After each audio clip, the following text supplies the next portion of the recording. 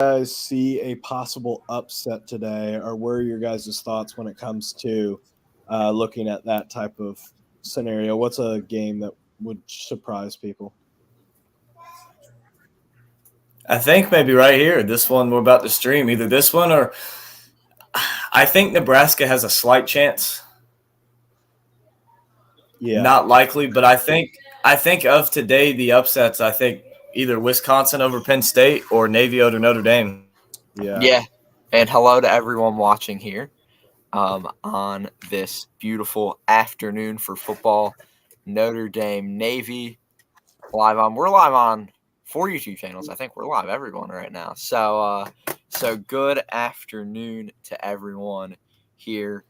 And yeah, talking about upsets, what you guys were just talking Yeah, for about. I mean, sure. I could see this game possibly being an upset. Penn State, Wisconsin, go Badgers in that one.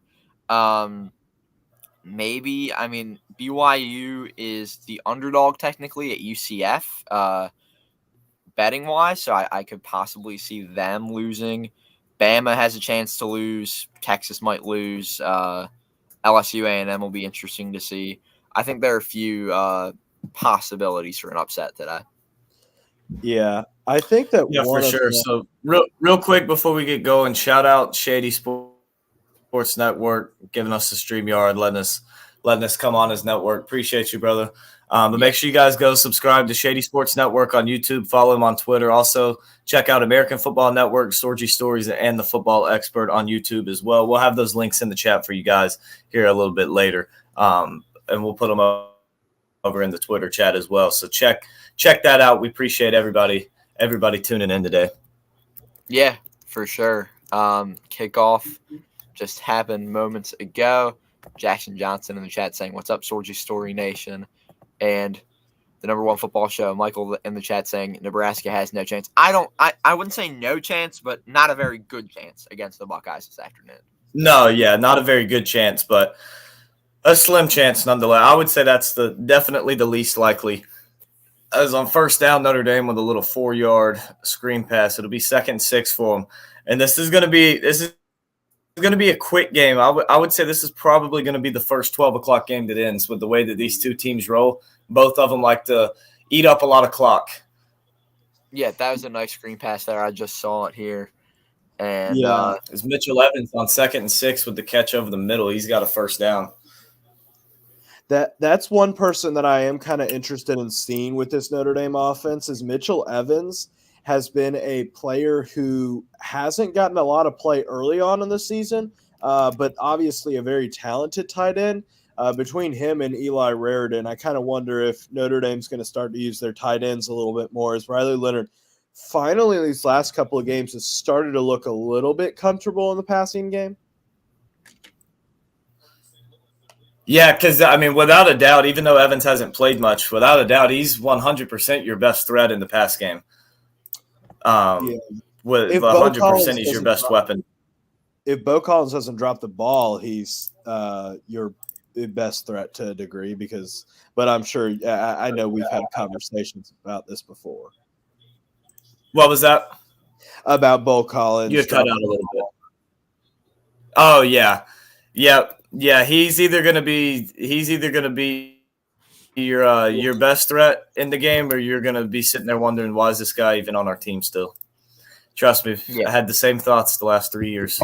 Oh, It's yeah, like one game he comes out, 8 catches, 140 yards, 2 touchdowns, and then it's like, dang, dude, where have you been all game? He'll one catch for 6 yards, and he'll get it in the fourth quarter after you're already up 40. yeah. So Yeah. big 3rd down and 6 here for Notre Dame now at their own 46. They need the Navy 48 for a first down. Leonard looking to pass. Navy getting a little bit of pressure, not much, and there's a wide open man over the middle, all the way down to the 11-yard line. Yeah, that's I huge think for the Irish after that 2nd down stop. They really needed a big offensive play there, and they got it. Yeah, it looked to see Jeremiah Love get a little bit of play time here as that pass is going to be what's his name? Jaden Harrison up the middle for the Irish. The transfer coming out of South Florida. No, where did he come out of? Not South Florida. What's the other school down there? UCF, Central Florida. No, not Central. Not FIU, FIU. FAU. No, where did he come from? Dang, I maybe it is South Florida. FIU, FAU. Oh, he came from Marshall. Never mind. Who was I thinking of that came from South Florida? Okay. I'm about to say we're running out of Florida teams. There's a lot of them, but we're running out. You just have too much PTSD from that game to think about it. And this past game for Notre Dame, this is something I mentioned in my betting locks video. Is Riley Leonard player prop over the pass yards? I think his number was like 179.5. And I mean, Navy's run defense is actually pretty good, but the pass defense ranks 82nd in the country, and they haven't even faced a team with a quarterback near the level of even Riley Leonard, who hasn't played this good. They haven't faced a quarterback like him, and so I thought for sure, Notre Dame. Plus, I think it'll be a closer game in the end. No, I don't think it's going to be something where Notre Dame primarily runs the football the entire fourth quarter. Yeah, I will say this. I do think that Notre Dame does open up the run game a little bit more than people think. And I do think it is a little bit of an issue analysis-wise that I do think people have I don't know. I feel like people have really overlooked Notre Dame so far in this game just because of like all I've seen from everybody is that Navy is going to cover the spread. And it is very possible that they do cover the spread, but I'd just be very surprised if Navy looks as good as some people just think that they are going to look here, at least from the ESPN perspective. Yeah, I had Navy covering, but I predicted still that they would lose by 10 or 13 points. But I thought they would get kind of like a backdoor kind of cover because while Notre Dame hasn't given up a lot of points in the second half necessarily, they have let teams go down the field on them a decent amount in the second half and given up primarily the amount of yards they've allowed have come in the second half. As Riley Leonard takes it ahead for the 1-yard touchdown, the extra point's good, and Notre Dame is up 7-0 here. 30th career rushing touchdown for Riley Leonard. That's ties him with Dylan Gabriel for most among active quarterbacks. Yeah, great drive for the Irish there to go 75 yards in 4:32. And yeah. What do you guys think about Luke Altmaier and the Illini today against Oregon? Because honestly, I think that this game is going under the radar a little bit. And I'm not saying Illinois wins, but I find Illinois is going to keep that game competitive. I think it's competitive. I don't think Illinois wins. I would say Oregon 35-24. Mm-hmm. I really don't know if it's going to be super competitive either because I feel like Oregon is going to be able to make Illinois one-dimensional. And so I don't feel like Illinois is a huge threat passing the football. And when you have a secondary like Oregon has, I feel like they're going to stack, 6-7 people in the box and say, all right, throw it over our heads. I dare you. And I don't know if Illinois is going to be able to do that. But if they are able to do that, then it could be competitive. Mm-hmm. Yeah.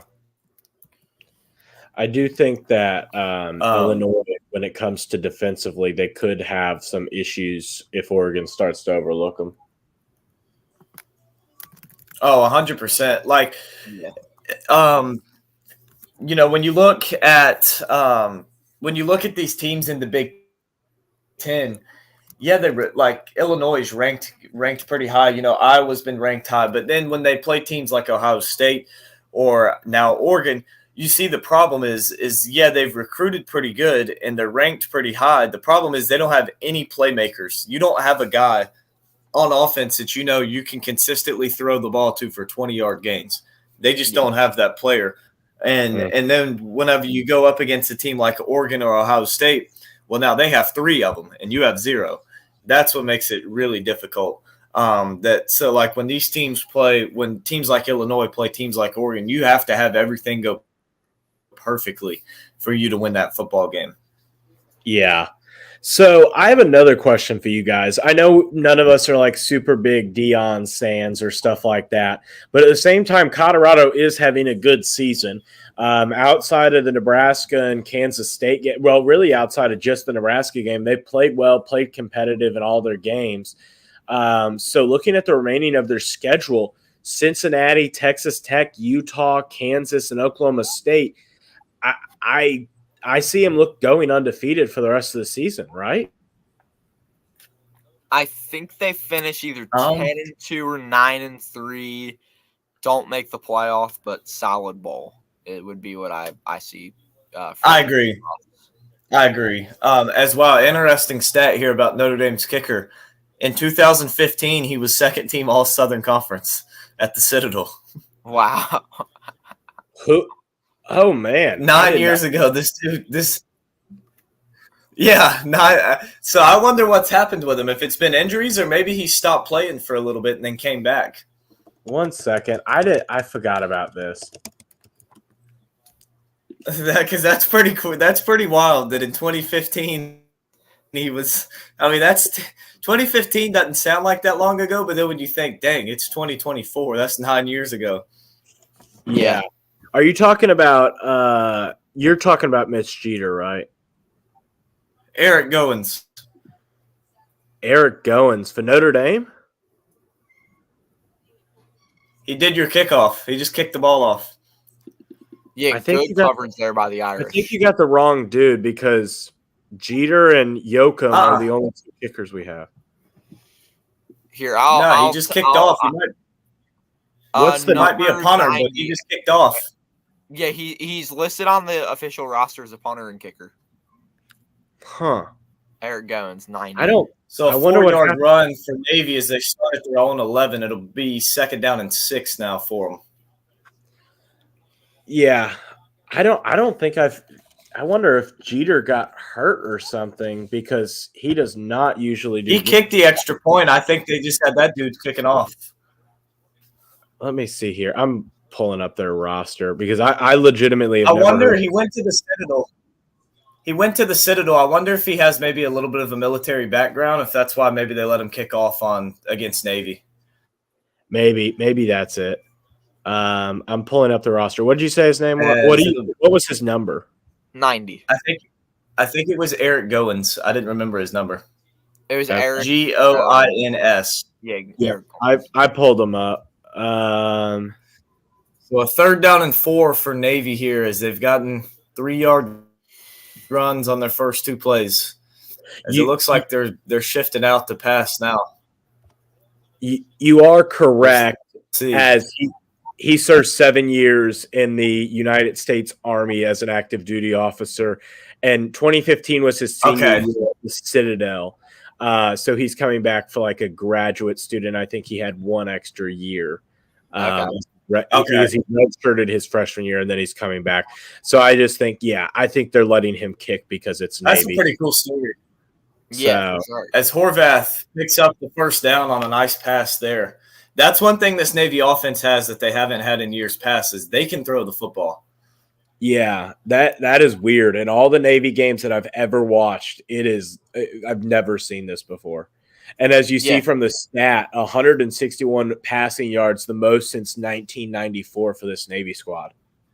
Yeah. Yeah, like what's funny is I saw a guy made a video and I saw a guy make a video and he was like, so a year after we find out that that you can actually use spies for college football advantage, all of a sudden the United States Army and the United States Navy are both unbeaten for the first time since 1945. Crazy coincidence, huh? I know. The offense just looks good. I was like, honestly, that is kind of a good point. They've had to keep up with the times. I think that's the thing is like they kept with this kind of classic triple option look for so long, and now it's like with the way college football is today, you have to throw the ball, and the ability to do that is why they're in the rankings because you don't see both. You don't see two of the three service academies ranked at the same time much. Yeah, No, not at all. Especially both unbeaten. As a nice hard run to keep the legs moving, then push them forward for a first down. So 1st and 10 for Navy at their 34-yard line. One thing I will say, don't be surprised It just fumbled. Who's got it? Notre Dame has it. All the way down inside the 10. Wow. Schuler. A down Schuler with the pickup. A big play there for the Irish as Schuler's become a staple for this defense as the second safety to Xavier Watts. And a New Jersey native. It was a good pitch. The running back just bounced straight off his chest. He just didn't look it in cleanly. Wow. So the New Jersey native getting a turnover there, looking good on the first series, as I had literally almost said that don't be surprised if Navy gets down the field on this first one. But I will say this, that is a first turnover for Navy since August 31st. Wow, 2 months without a turnover. That's crazy. That had to have been the longest streak. That had to have been the longest streak. So Riley Leonard now in shotgun.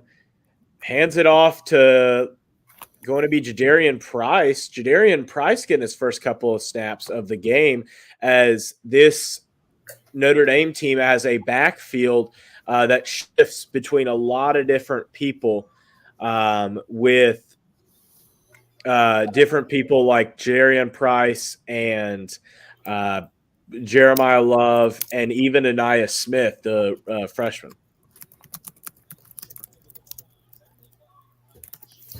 As the 2nd and goal, they get down to the 1, about the half-yard line, actually. Riley Leonard tried to sneak, got hit in the backfield, but he's going to fight his way in. But there is a flag down. Hold on. I'm guessing the flag is a false start. I'm not sure everybody in Notre Dame was set. They went quick. Yeah, that's the only thing I could see is a possible false start. The reaction from Leonard shows that this is going to be on Navy as he was jumping up and down and went running back to the sideline. Probably an offsides penalty. Navy probably didn't get set. Yeah, I'm not sure. The long conversation here from the refs. Interesting that we're using ACC referees as it is an American Conference game. That's a good point. That is an interesting thing to do. But yeah, they're going to get false start on Notre Dame prior to the snap. Okay. So that'll back them up. It'll be 3rd and goal from about the 5.5-yard line now. Because Marcus Freeman just looking at the screen. What the – you know what? Yeah. I don't think he liked it.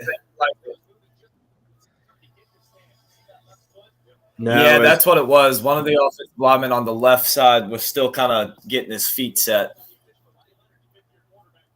That –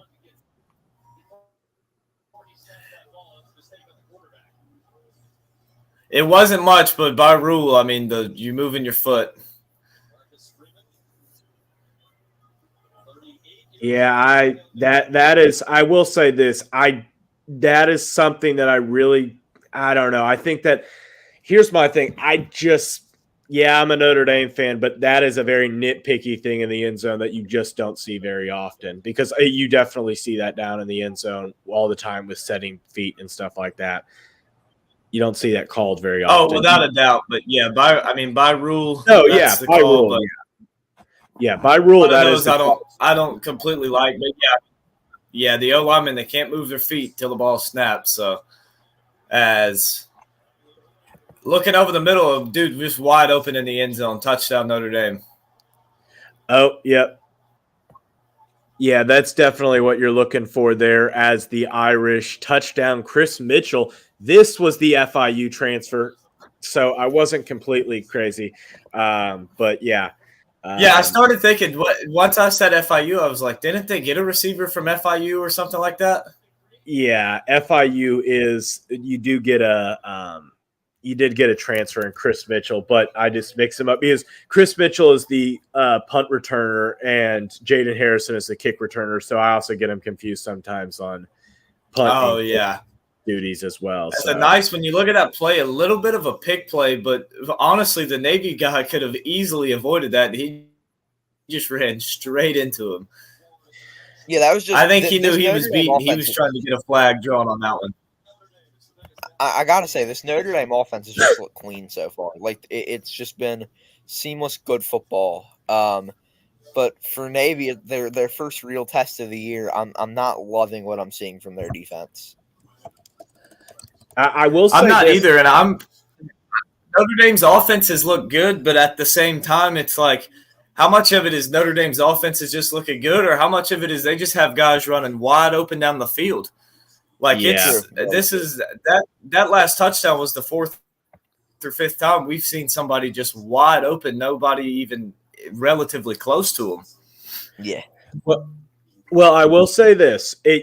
Also, Yoakum is now the one doing point afters. I believe Jeter is still hurt. Okay. Yoakum I thought that was him. Yeah, Yoakum is another good story, a walk-on who's been at Notre Dame for the last 3 years, fourth year, senior year as a walk-on. So another cool story there as a kicker. But either way, as we look around scores from the rest of football, Indiana up 7-0 driving against Washington near the end of the first. Ohio State and Nebraska tied at 0 apiece. About 9 minutes left in the first there. Ole Miss ahead of Oklahoma 7-0, 6 minutes left in the first quarter. And Virginia ahead of North Carolina, trading first drives here. 3-0 is the score. That was one thing I was interested in watching was how Indiana plays today with Curtis Rourke out with the wrist injury. Yeah. He's out, but that defense that Indiana has, that defense is legit. Yeah. And so I think we've been seeing, Indiana Pitt proved themselves against Syracuse. That was their first kind of real test. They proved themselves with that pass defense, but just defensively in total. And so now Indiana, they really showed their defense last week, and they're looking like they're legit. Yeah, definitely. So Navy, you're really going to have to start to play well here because you are already in a tough position that Notre Dame is very capable of running the football, running out this clock, and slowing down this team and slowing down the game. If you're Navy, you really got to start getting some things going through the air, or not even through the air, but you just got to get something going at some point after the turnover.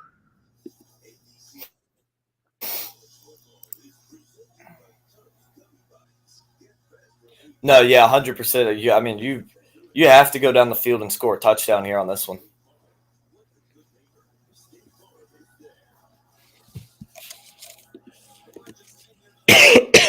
Excuse me.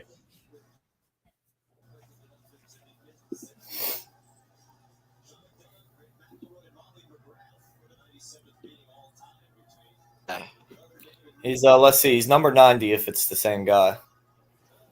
I think I should be good. I was having some technical difficulties there, but I think we're good now.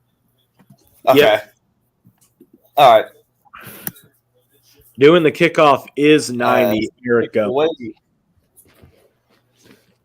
Navy not going to run this one back. Because that was another thing I was thinking about, too. Had they just taken the knee down, they would have been up around midfield.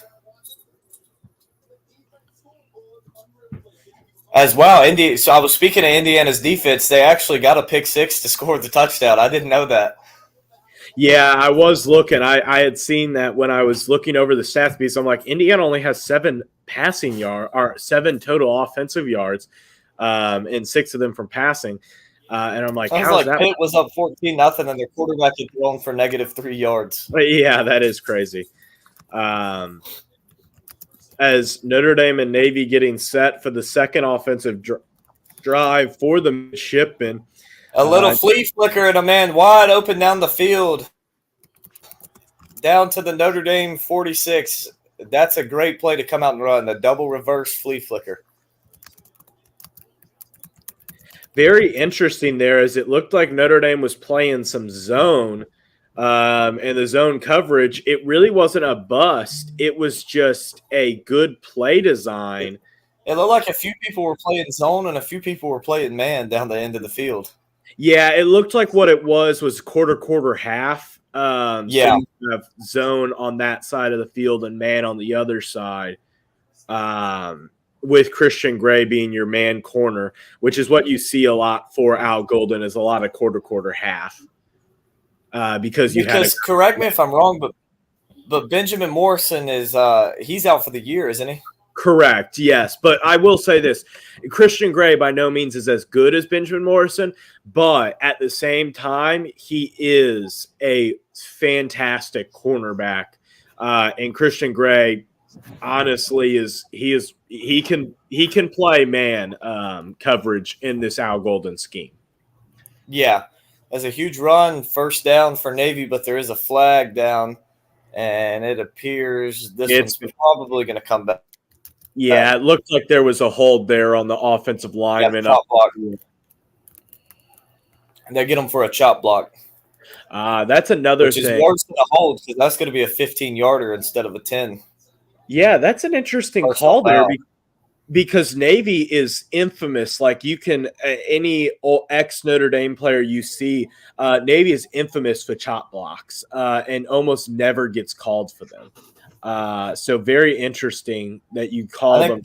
I think the worst part about it is the chop block literally didn't even do anything either. Yeah.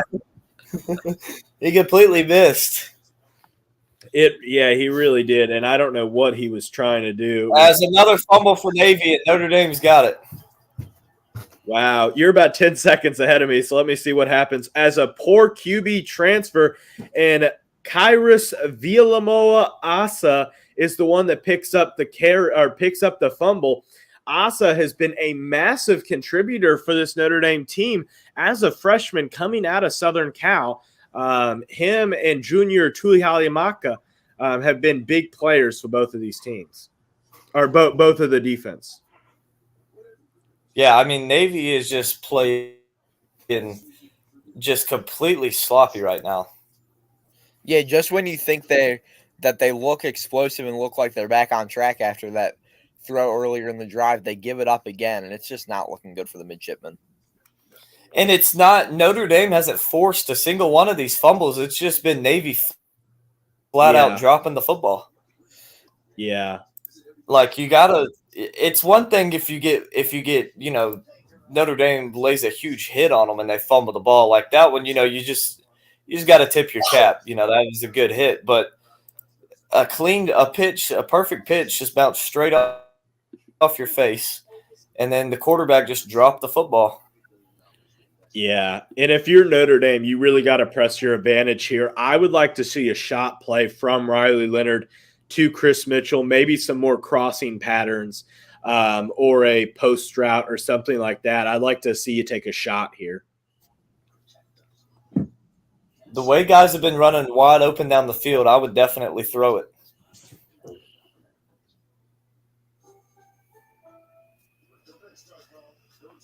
And that's the other thing is Navy's just dropped the ball twice offensively.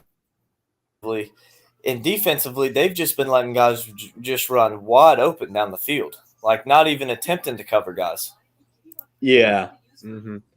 If they're not careful, Navy, this is about to turn into Purdue Notre Dame 2.0. Yeah. Yeah. Yeah, and for Notre Dame, I mean – oh, yeah, 100%. They're looking, as you guys have said, they're looking good right now, and it's just like when you look at the rest of the year for the Irish, and rightly as an Irish fan, you could probably talk about this better than I could, but you got Florida State, Virginia, Army, and USC. We haven't really seen Army play anyone, and like to start Florida State at home next week is going to be a win. Virginia at home next week, probably a win as well. The Army game at Yankee Stadium, I mean, if Army's anything like this Navy team, I think Notre Dame's going to win that. And then USC, I feel like pretty realistic at this point that Notre Dame can run the table and seal their spot up for the playoffs. Yeah, I definitely agree. I do think that the hardest game left on the schedule is probably USC, just because of the dynamics of the rivalry and the dynamics that you're just looking at a tough opponent in USC. So I'm most concerned about that. But outside of that, I think Army's going to be tough. Don't get me wrong. I think it'll be a tough game. But I think that Notre Dame just has the ability to beat them out at the end of the day. Yeah, I agree with that. I think if this Navy team had lost the game coming into this one, it would have been easier for them to win than with them being unbeaten, just because they're ranked. You know, they would have been overlooked more. Yeah. Well, I think yes, but I think at the same time, it's not like Notre Dame doesn't play this Navy team every year and understand what goes on in this. Like, I think if it was like a team like, I don't know, UNC or something like that, yeah, but Navy, you just really can't fully overlook a Navy team because it's just a whole different dynamic. As Notre Dame gets the ball back here once again, Riley Leonard looking to pass a attempt at a screen pass that just did not work. Would have been better off just dropping that one. Yeah, as Notre Dame, that's the only thing about screen passes to the boundary side of the field is I just do not like them because of the lack of room that you have. Yeah. No, yeah, if it gets snuffed out, you have no room to break it, to make anybody miss or break any tackles.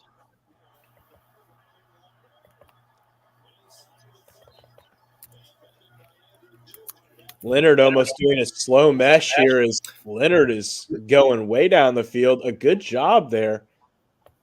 As Riley has been showing his legs more and more again in games like Stanford and earlier on in the season against Texas A&M. I'm kind of wondering how this Notre Dame team is going to look as Jeremiah Love was your lead blocker there. Yeah. Yeah, I mean, Navy's gotten pressure on these last two plays, but they've let Leonard run as he runs here again for about a 9-yard gain. Yeah, on that 2nd and 12 here, I just saw that, and that was, I mean, just a really solid run. Good blocking. Navy just could not get to him. Yeah, so here, and that's the other thing that I see in this game is that looking at this Notre Dame team after the NIU loss, after that, I think this Notre Dame team has really really turned it around, really started to look good.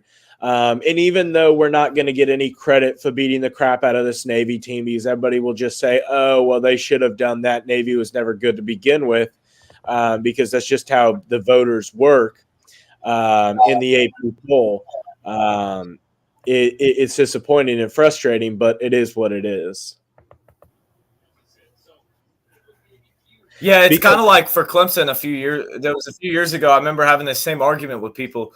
We beat App State. Well, later in the year, App State's ranked like 21st in the country, and it's like that's a ranked win, whether you like it or not. They're ranked. Like, yeah, well, yeah, the talent gap is a lot different, but they're still a ranked team. Yeah, but I do think that there is a little bit of a difference in Notre Dame beating a service academy because there's just no benefit to playing a service academy whatsoever. No, because if you lose, you're the clowns of college football, and you will always people remember that for years. If you win, it's so what? You should have. Yeah, at least a group of 5. If the group of 5 turns out to be good or is good, then at least there is some credit because you could beat it. You can say you did that. But Notre Dame, a service academy, you're just never going to get credit. As Riley Leonard with a terrible throw there to Jaden. That was almost intercepted. It honestly should have been. But he was just too short. Well, he couldn't quite get up. Well, the problem was this. The problem was he threw it too late. You got to throw that ball 2-3 seconds earlier as Thomas is getting into the end zone, not when Thomas is already there. Yeah. Yeah, because then you can lead him and he can keep running. It doesn't give the defender time to stop and jump. How about Oklahoma tying Ole Miss up at 7? That's interesting. What do you guys think of like the quarterback situation for the Sooners? I think they suck. Yeah. As Navy finally gets a sack, it takes the whole defense to get him down, but they finally get a sack and drop him down. Progress so the is Irish are progress. soon going to kick a field goal here. Yeah. Yeah, a sack is a sack though, and you got to take that if you're the midshipman finally getting something defensively forcing the Irish victory. Definitely a coverage sack there as the mid finally were able to slow down this Notre Dame passing attack. As to be honest, that drive wasn't that disappointing. Like obviously you'd like to get into the end Well, zone. it's pretty disappointing now as the 36-yard field goal goes wide left. Just barely. I thought it was going to hang in there and stay in, but it just barely moved to the left. Yeah, that's what happens when you have a walk-on kicker. Which is pretty disappointing, too, considering the kick was like straight away. Yeah. Which I have a field goal post in my yard, and I'll kick every now and then. I know sometimes the ones just straight in front of you are actually harder than some of the ones from a preferred side. Yeah. Mm-hmm. That one just barely drifted left. So, hey, that was a good drive for Navy, though, because even though they let Notre Dame get down the field, they were close to getting Riley Leonard down for a sack twice on those runs. I mean, there was a lot of progress. There weren't guys just flying around wide open in this one on that drive. So, decent progress. I would like to say for that drive, I'm a little bit like going forward, I'd like to see Notre Dame try to make a little bit more of an effort to establish the run game a little bit more, get some outside runs, use the burst of Jeremiah Love out of the backfield to be able to take your speed advantage against Navy, because when you're playing a service academy, you're just going to have a speed advantage and an athleticism advantage as a Notre Dame team. Oh, yeah, without a doubt. As a great keep on the triple option from Horvath, and he'll have a first down up to about the 31, and that should take us to the end of the first quarter. I doubt Navy's going to try and get another playoff here. Yeah. We've reached the end of the first quarter. Notre Dame 14, Navy 0. The Navy has the ball at their own 31, 1st and 10 when we get back. We're going to take a quick break, and we'll be right back with you guys for the start of the second quarter.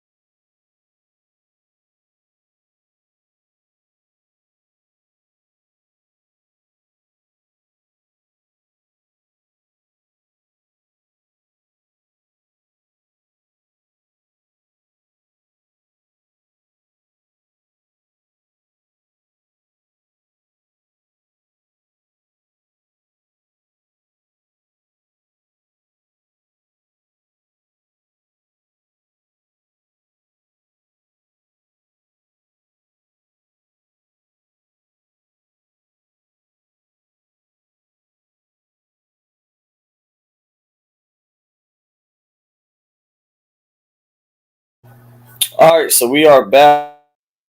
First time since 2019, Navy's fumbled on their first two drives. That was back against Notre Dame. As the fullback dive on this one's going to pick up 3 on first down. It'll be a 2nd down and 7 for the midshipmen.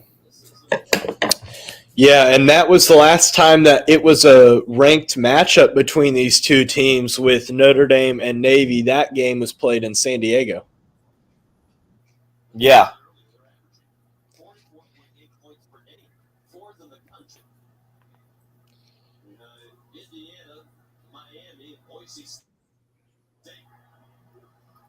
So 2nd and 7, Horvath. He's going to throw it.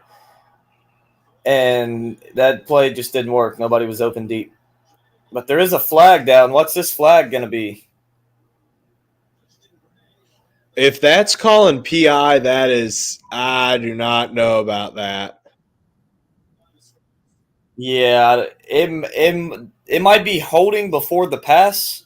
That one I could – I'd have to see the play again, but That's PI, what I was saying. Yeah, it might have been something that we didn't see before the throw, but I just – that – that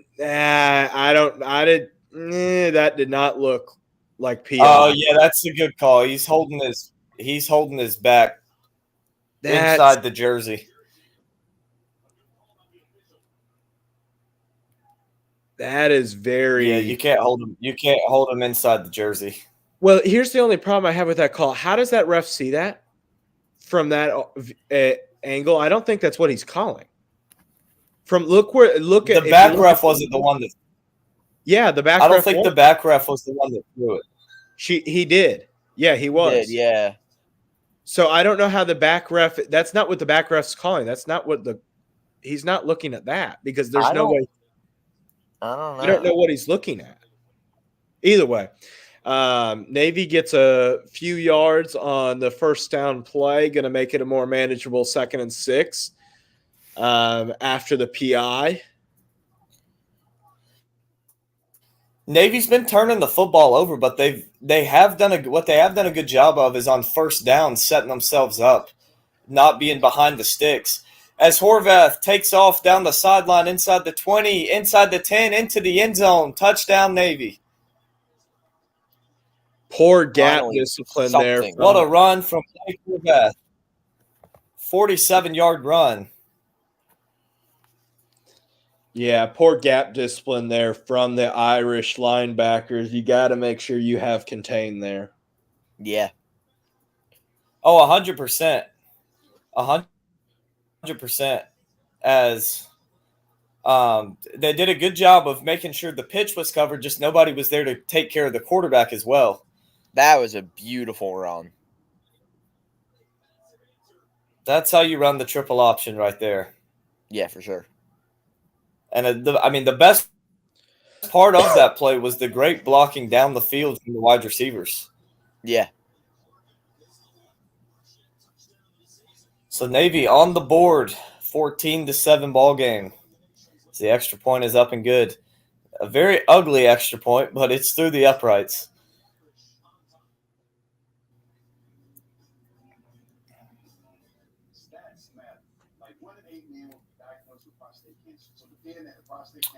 As we pull this up, a look around the country at some other scores currently going on.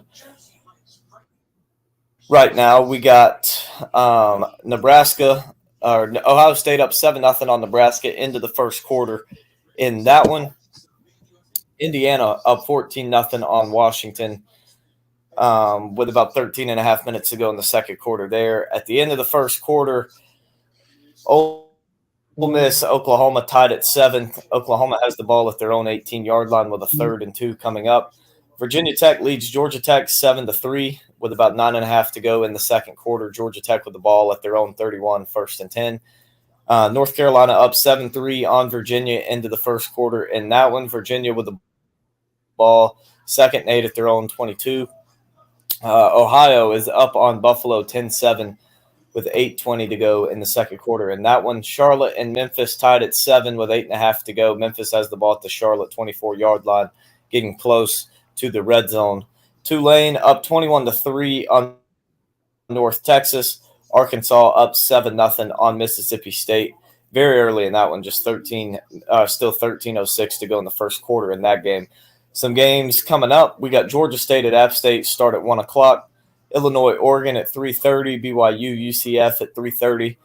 Missouri, Bama at 3:30. Northwestern, Iowa at 3:30. Wake Forest, Stanford at 3:30. Oklahoma State, Baylor. Texas Tech, TCU, all at 3:30. And then a little bit later in the day, we got Texas and Vanderbilt at 4:15. Florida State, Miami at 7. West Virginia, Arizona, Utah, and Houston also at 7 o'clock. Penn State, Wisconsin, 7:30. LSU, A&M at 7:30. Michigan State at 7:30 on the Big Ten Network. And then Auburn, Kentucky at 7:45. Kansas State, SMU, Duke kickoff at 8. And then the night game tonight on ESPN is going to be Cincinnati and Colorado. Some games that have already gone final. From last night, USC beat Rutgers 42-20. Boise State in a very good game ends up hanging on to beat UNLV by 5, 29-24. Louisville beat Boston College 31-27. Had a good slate of games last night. Look at Thursday, Pitt beat Syracuse 41-13. And how about on Wednesday? This didn't get enough talk that it should have. Kennesaw State, their first win over an FBS opponent, 27-24. They upset Liberty. And in Liberty's, I think it was like 19 straight games of regular season wins. Kennesaw State ruined that. Yeah. I don't know if you guys saw, but they stormed the field. Then the officials looked. There should have been 1 second on the clock, so they all get back in the stands. 1 second goes off the clock. They stormed the field again. Nice. Yeah, I did see that. I saw an Instagram clip about it. Yeah, that was awesome. Yeah, that's what I saw it on.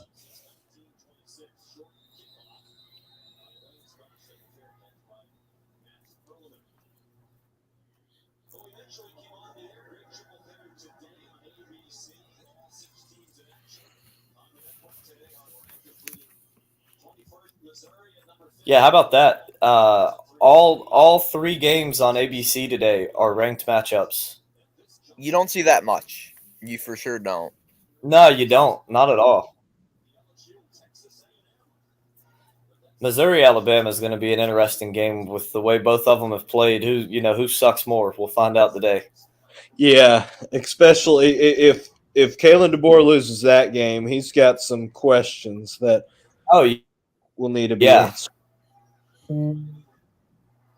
Oh, yeah. As Riley Leonard on first down, going to run it ahead for about a 6.5-yard gain. Again, Navy getting pressure, just not able to bring him down. They're letting him get out and run the football. And that's where a big part of Notre Dame's offense has come from these last 2 drives. Well, the last drive and counting the first play of this one. As Jeremiah Love, a nice hard run there, pick up about 4 and a first down. Yeah, Love I think last night too.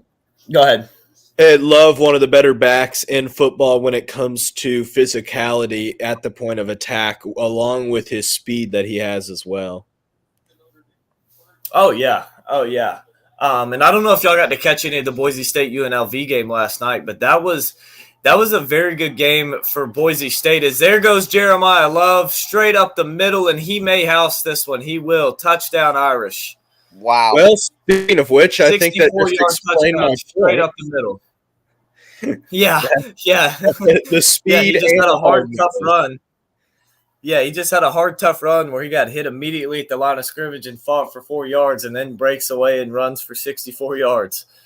But I didn't know – I don't know if y'all saw last night. UNLV did a great job against Ashton Jeanty. His longest run was 16 yards.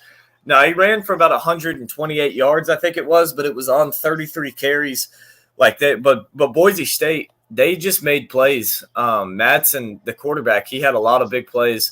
And I think that really showed a lot for Boise State, because UNLV is the second best. That game was for who's the best in their conference. So it's not like they were playing a garbage team.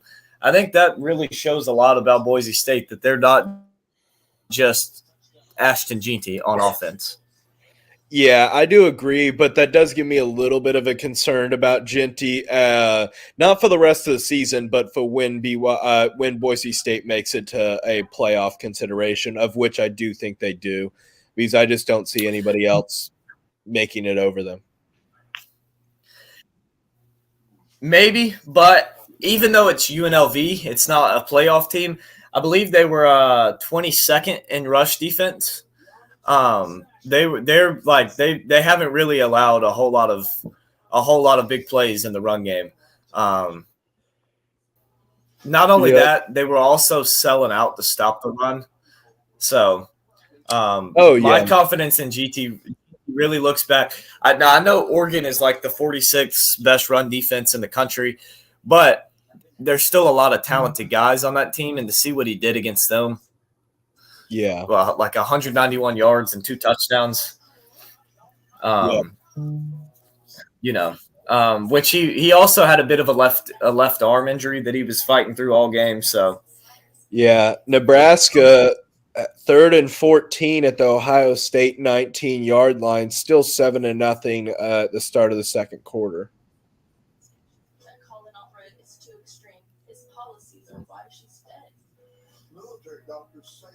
So, very interesting set of games here as you got a game in Vanderbilt that is going to end up being very interesting. If Vanderbilt is able to make that game competitive and then wins out the rest of the season and finishes 9-3, should they make the playoffs? Nah. If you don't but they'll be ranked. They'll get a good bowl game.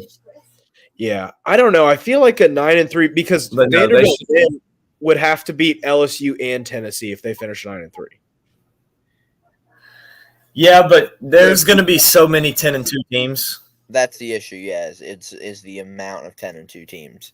But they would get in over almost every 10-2 team, right? Like, give me a 10-2 team that they wouldn't get in over.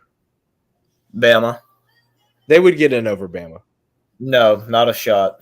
Yeah, they would. Plus, I don't think it's still Alabama. But they're not going to do that. The committee is not going to do that. And I don't even want to hear the controversy about Florida State, because Florida State, let's also put it this way. Nobody wants to talk about this. Yeah, they were an undefeated conference champion, but it's the same as Boise State this year being an undefeated conference champion. Tell me the difference between Florida State last year and Boise State this year as undefeated conference champions, because I'm just going to be honest here. Florida State did not look good throughout the entire season last year. They didn't. Other than the LSU game at the beginning of the year, they didn't look good.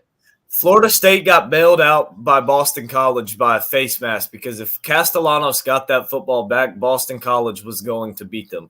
They got bailed out against Clemson by just a terrible kicking situation. Correct. Our kicker missed a 27-yard field goal straight down the middle that would have won the game. They got bailed out in that one. You look later in the year against Florida, they got bailed out a little bit. Against Louisville, it was like they played.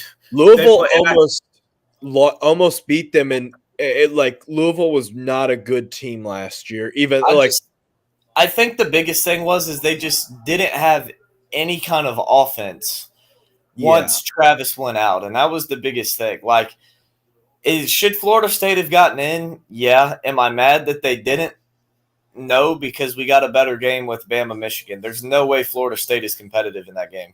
So, okay, let me ask this. Should the playoff committee be should it be the 4 most deserving, or should it be the 4 best? Or now it doesn't matter, because here's what the playoff committee set up. It was set up for literally situations like what we saw last year. Yeah. They have no rules. Exactly. They have no rules. Yes. All their job is to pick the 4 best teams that they feel should be in the playoff, and it was set up like that intentionally. So a team like Alabama can get in over a team like Florida State. That was literally why it was set up.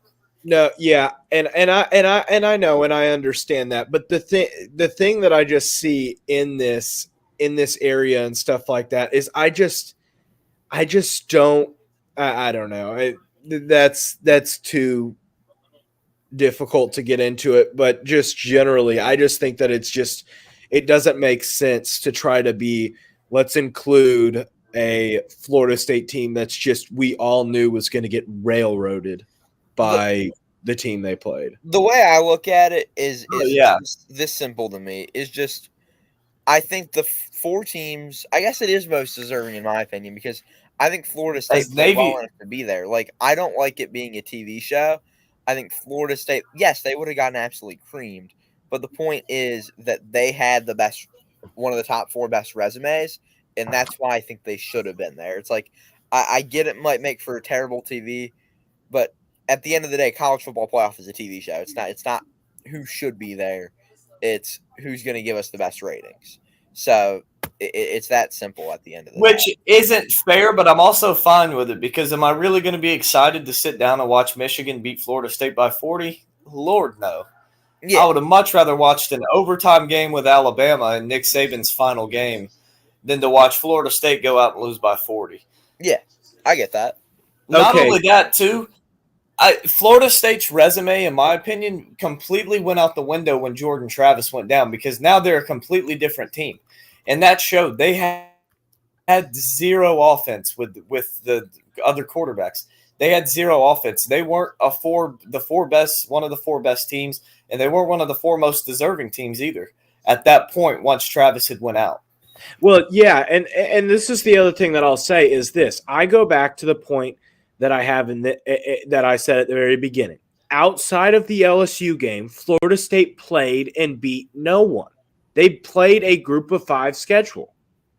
They played no one. Yeah. They didn't play or beat anybody. So I don't get why we're making a differential that, yeah, Florida State was a Power 5 team, but they didn't play or beat anybody. They didn't. It's not even like Notre Dame where it's – and the only solid team – Texas A&M at the beginning of the season. I believe the only teams that finished ranked that Florida State beat outside of LSU was Clemson and Louisville. They were lucky to win both of them. Clemson wasn't even ranked at that point, were they? No, I meant that finished ranked that Florida State beat. Yeah. Like at the end of the season, teams who were ranked that Florida State beat was Clemson and Louisville. And Louisville lost to an unranked bad USC team that was playing with the backup quarterback. Yeah. As a 3rd down and 8 for Navy near midfield, Horvath going to throw. He's looking deep. He's got a man. Ooh, just out of reach. If he hit him in stride, that would have been a touchdown. Okay, here's the only thing I would say is this. Where is the chop block call on that play? Yeah, I know. Like look at the entire offensive line. It's on they're on their stomachs. Let me say this. Almost never does the refs call chop block. But when they're calling it, at least call it. Like I don't know. When 3 of your offensive linemen are down on their stomachs, it's pretty obviously a chop block. So 4th and 8, and the punt goes about out the back of the end zone before it hit. When y'all watch that punt, there might have been a hole for the punter to take off. Yeah. Yeah. He would have been close to a first down. Yeah, but that would have. Because I was watching. I was wondering if he was gonna punt it or if they were gonna fake it. Yeah, but I think Notre Dame's athletes would have been too fast for him. Maybe so, but there was only one dude on that side of the field, and he was about 15 yards down the field. Ole Miss and Oklahoma still tied at 7 apiece with 9:43 left in the second. Ole Miss is driving inside of Oklahoma. Like I said all year, Ole Miss is not a good team. They got overrated from playing a bunch of sorry teams. Yeah. I will say this. I am a little bit surprised because Ole Miss has played – they at least had the pieces, even defensive line-wise, as Riley Leonard did find a man, but it was just dropped there. Bad job there from the wide receiver and Jordan Faison.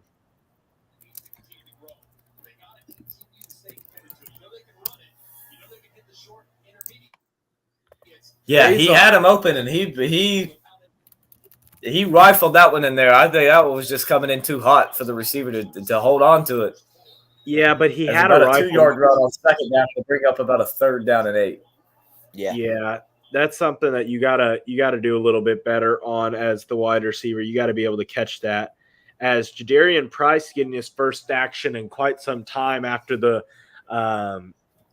stuff that you've seen from Jeremiah Love, you bring in Ananias Smith, the freshman out of Texas. And now as your running back, part of the three-headed monster for the Irish in the backfield. As Leonard, that one was almost intercepted. Oh, man. Well, I don't know about being almost. That dude wasn't going to catch it at all.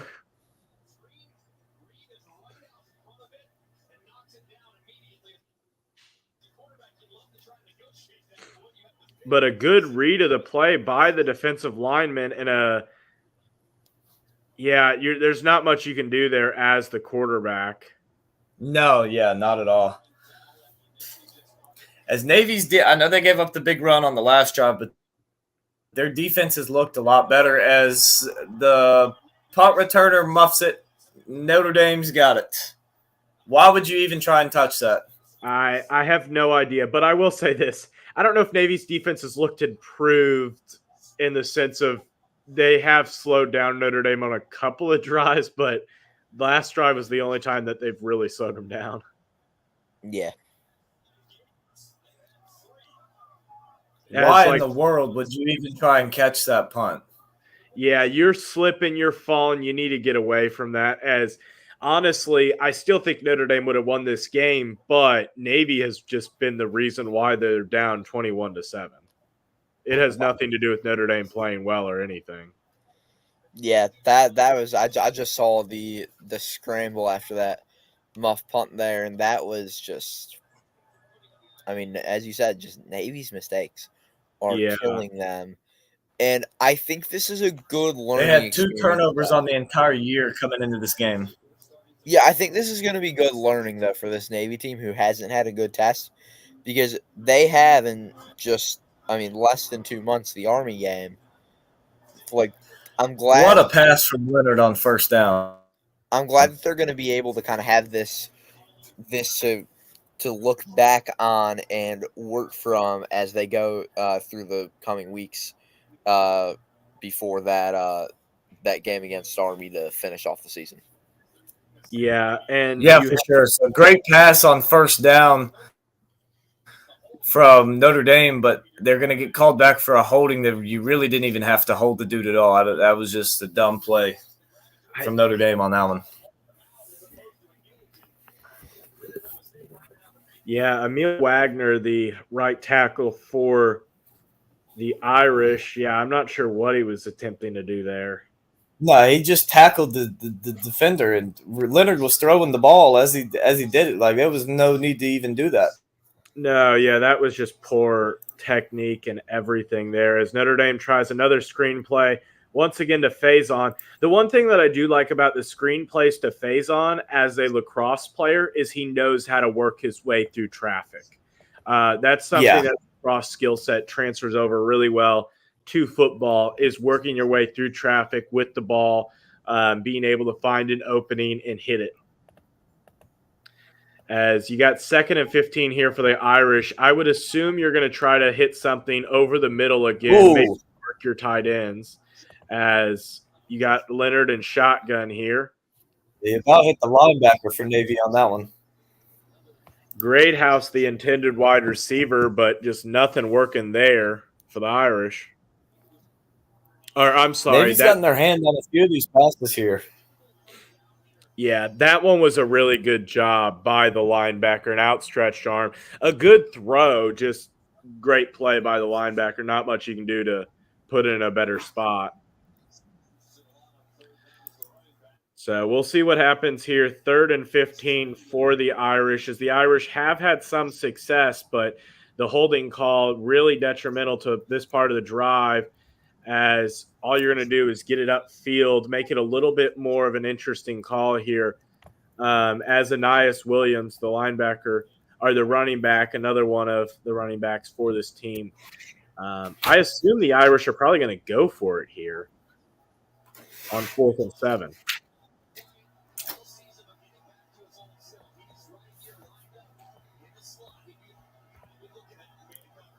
So you got another play here for the Irish. Williams, you're running back. An interesting play call here. I'm surprised you don't have Jeremiah Love in. You got a play clock coming down.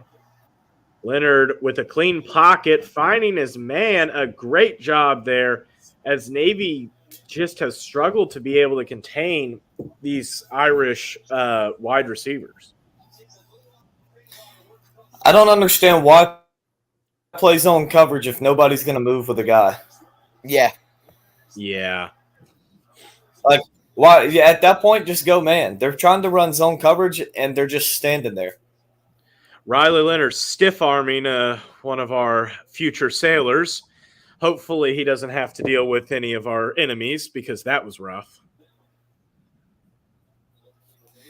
Yeah, I always wonder when these teams play, like, do you trash talk them or like Yeah, because like one day these people are going to be fighting for all of your freedoms. So like, do you really trash talk them or you just shake their hand after a good play? Like, what do you do? Yeah, but the one thing I will say about Notre Dame so far this game, I'm shocked at how little you've seen of the running attack because you have had some success as you get a first down there on the rush. But that rush, that rush was coming courteous of Williams. The only running game Notre Dame's had outside of that big touchdown run is Riley Leonard scrambling off pass plays. Yeah, you have had some rushing yards for Notre Dame. It's not like they've just been non-existent. You just really haven't run the ball at all, which I kind of find a bit interesting. As Notre Dame does have, let's see here. I'm trying to find their rushing stats for the game.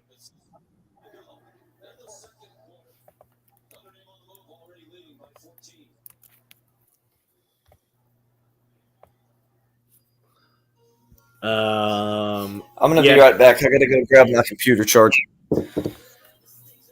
Yeah, Notre Dame with 125 yards on the day, but 64 of those coming in that first one. So we'll take a quick break here for the timeout.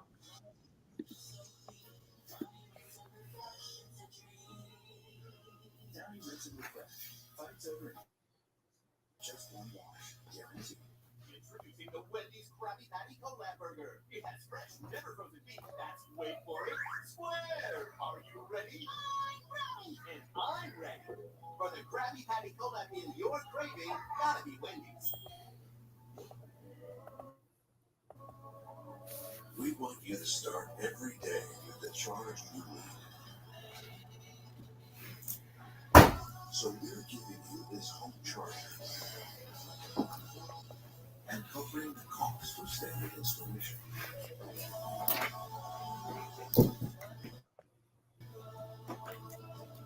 The full power promise. Electric vehicle confidence from day one. Check out Mahomes' confident plays up in race. He's scrapping the T-Mobile and get that new iPhone 16 Pro on us. It's a little shimmy, shake. What you think? Ice cream truck. Ice cream! You got an iPhone 16 Pro, the first iPhone built for Apple Intelligence.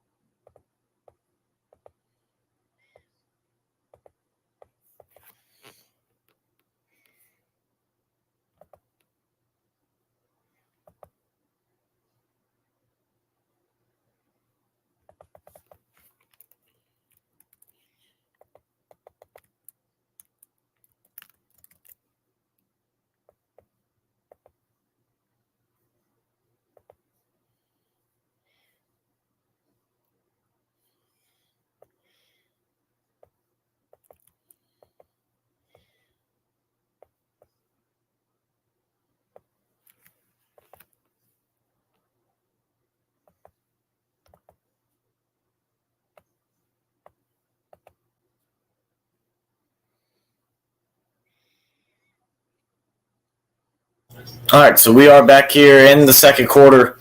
Notre Dame 21, Navy 7.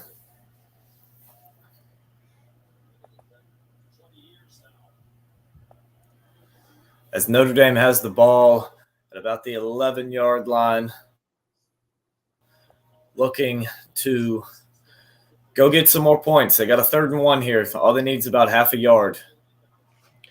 I'm kind of To surprised. give the love up the middle, that's going to depend on the spot. I think he got it. Yeah, they'll say he got it. Oh, yeah, he Now, definitely got it. He got to the 9.5-yard line. He paid the price for it.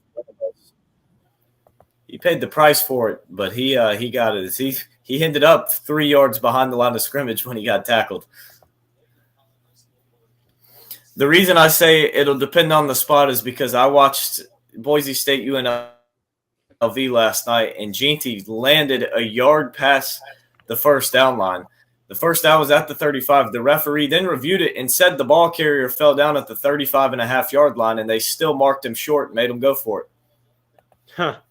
That's crazy, as Jeremiah Love getting some more love here and making it all the way down to the 2-yard line.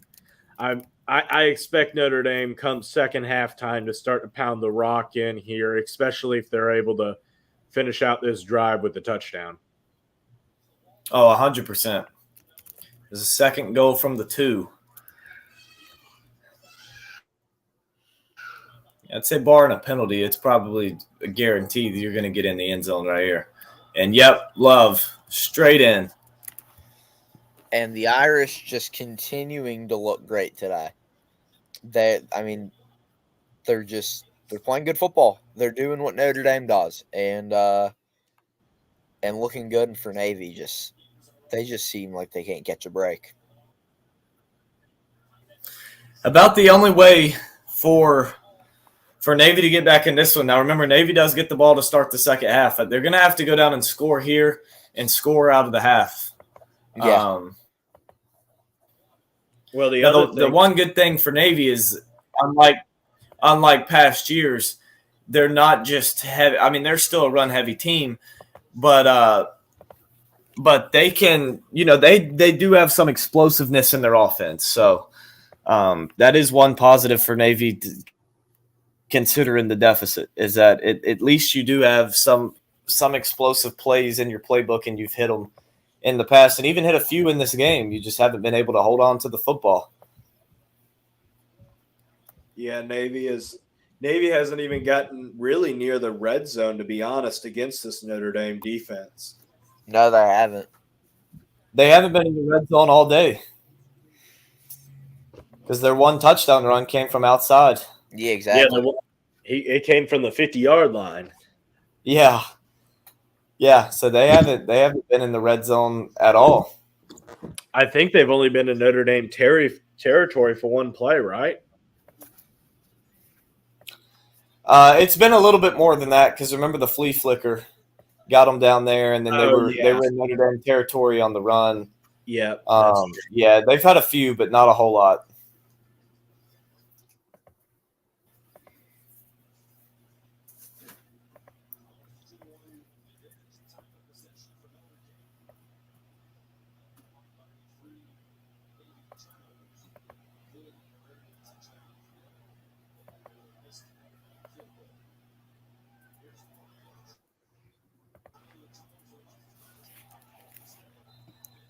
As maybe Navy somebody needs to tell Navy that they can take a touchback instead of trying to run these kicks back. Yeah. Yeah. Just consistently setting themselves up with just terrible field position to start the drive. Yeah. The tackle came from the Notre Dame wide receiver and Chris Mitchell.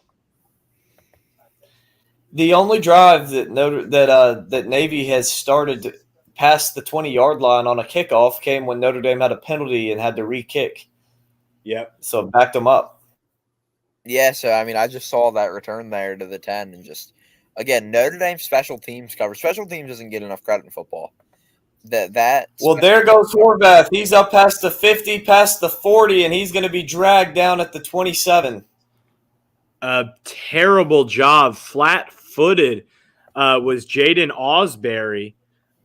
Just I don't know what he was doing there, but just found flat-footed. Yeah, that was yeah. He was just standing there. Yeah. The way this game had been going for Navy, though, I low key kind of thought that the safety was going to punch that ball out on the tackle. Yeah. Yeah. What a run there. Horvath to throw off the hands of his receiver. 82's missed 2 of them. And Notre Dame Horvath about has got just to him there, too. If he had really missed them. waited another half second, that spin move was about to be right in his face. Yeah, that's why that throw was a little bit off the mark.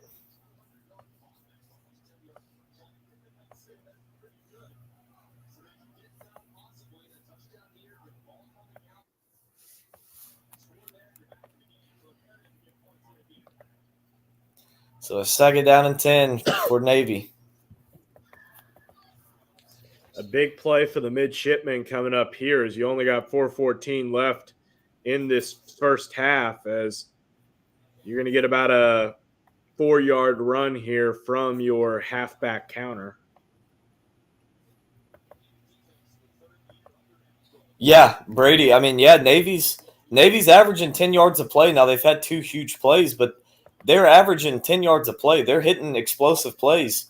They've had 3 or 4 in this game. The problem is they just can't hold on to the football. No, they're really struggling in that category, though.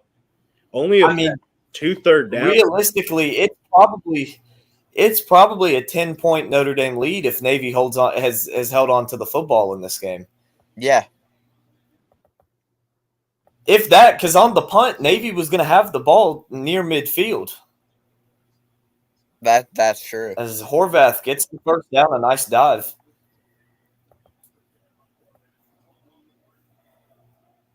Yeah, just barely getting over that line. The Navy in the red zone now. They can get a first down at the 8. They got a 1st and 10 here. I think if you can score here for Navy, as the low pitch is going to be fumbled, but Navy recovers that one, about 3 or 4 yard loss. I think if you're Navy and you can score a touchdown here, go into the half down 14, that's honestly a win for you, considering how this has been the worst possible half you could have had coming out in this game. Yeah. Like this half has been worst case scenario for them. So if you can go into the half only down 14, that'll be a huge win. Especially getting the ball back to start the second half. As we get close to the 2-minute warning here, they will have to run one more play. There's an empty backfield look. Yeah, you knew somebody was going to come in motion. They run a jet sweep, and they'll lose a yard on that one as well. So it'll be a 3rd and 15 when we get back from the 2-minute warning.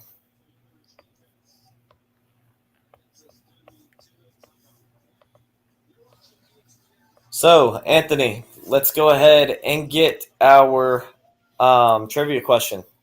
Yeah, so for Notre Dame and Navy, as most of you know, pretty historic matchup. So I guess the question I'll ask you guys is, what number meeting is today, and who leads the series? And if you know how much, then I guess props to you for that as well.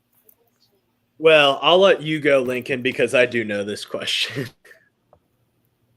I'm trying to remember because I did a video on it. I'm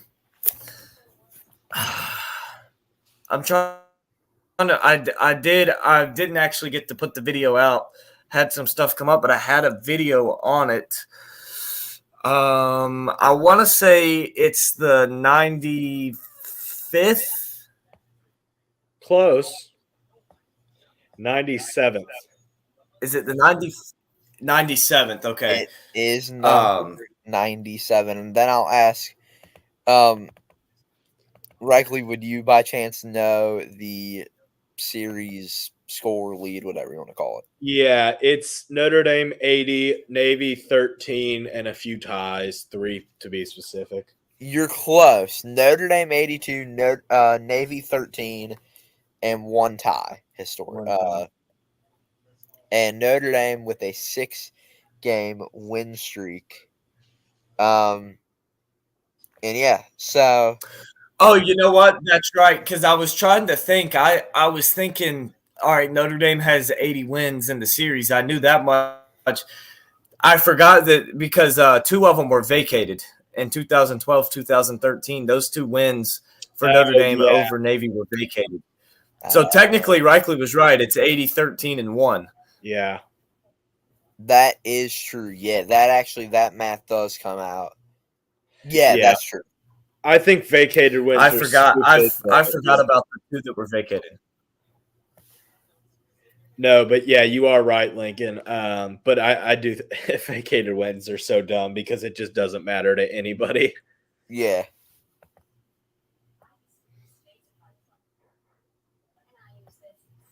I knew the record because I remember looking on Winsipedia for it. I even though the wins don't count, it's still the meetings count in the game. Yeah. Well, I will say this. The series, I feel like at some point this series has to be under jeopardy of being discontinued, but we'll see. I think as realignment continues, eventually Notre Dame will be forced into a conference and Navy and Army get left behind, and then that's that. Yeah, very possible there.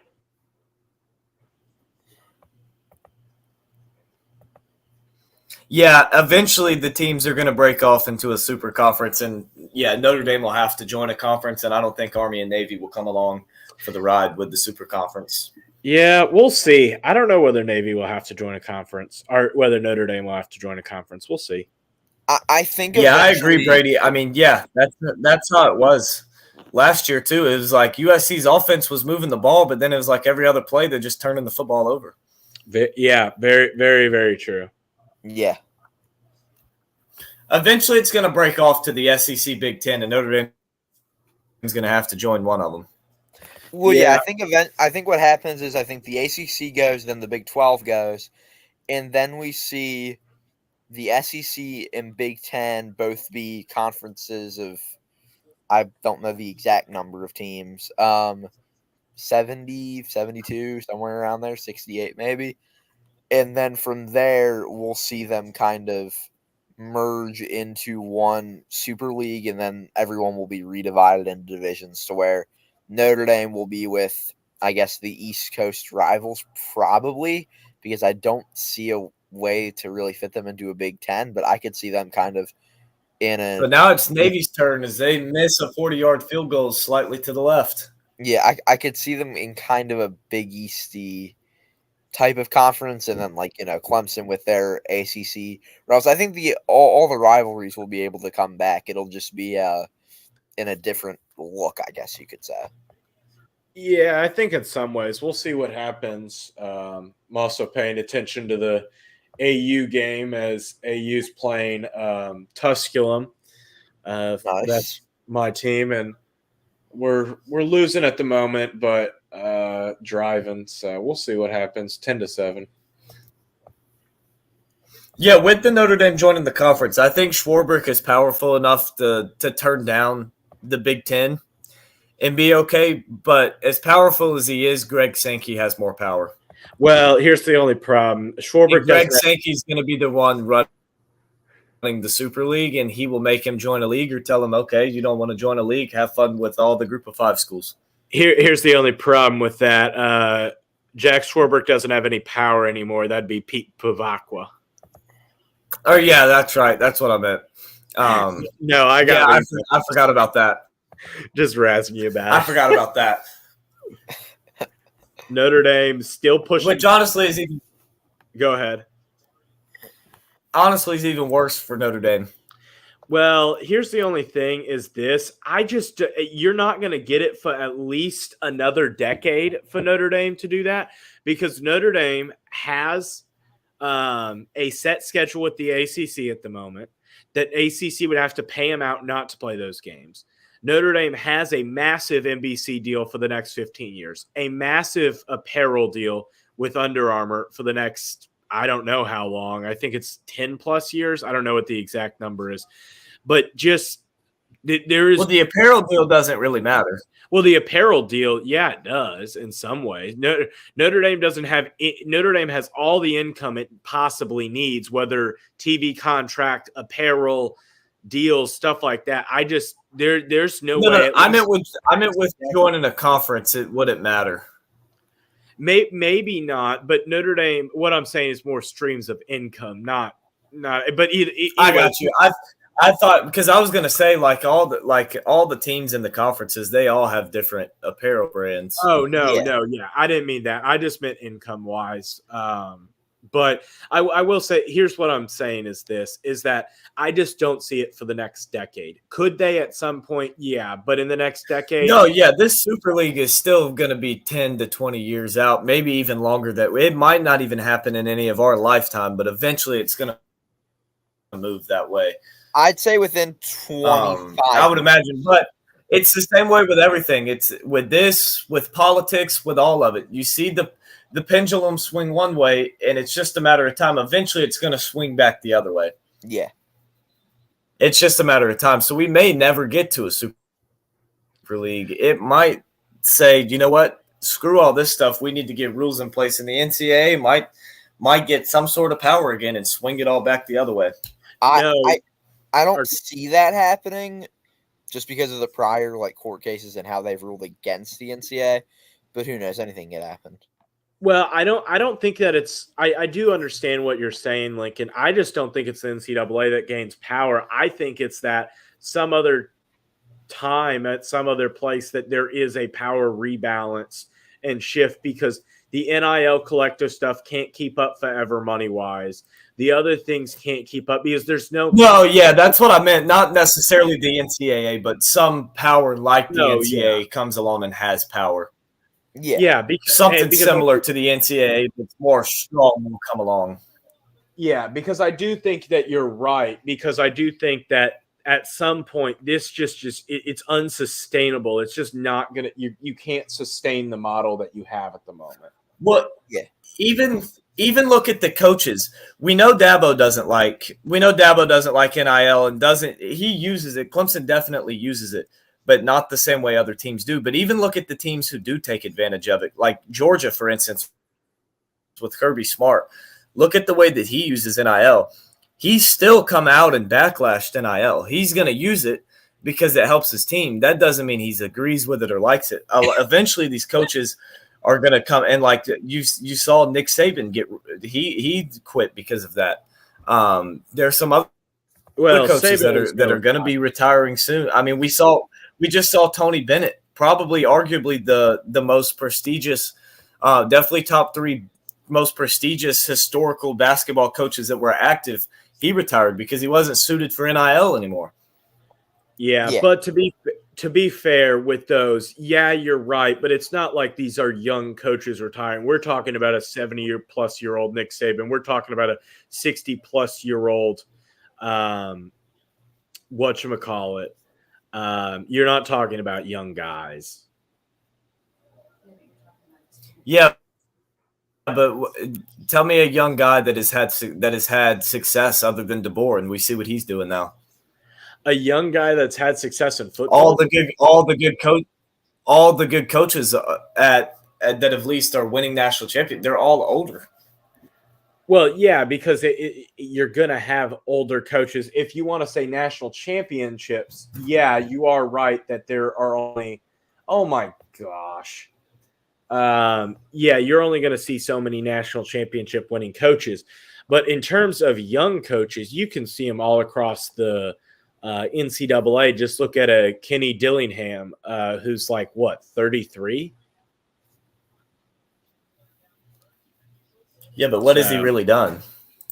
Well, he's brought Arizona State back from the brink of collapse with Herm Edwards. I wouldn't say they're back. Well, they're back from Herm Edwards was terrible, and this team now has a winning record. I'm not saying Arizona State's great, but here's the other thing. Young is relative to where we're at because young in college football coaches is 50 years old or mid-50s. So what I'm saying is young is not very young relatively, because the oldest coaches are going to be the ones that are successful because they've been in the game a long time.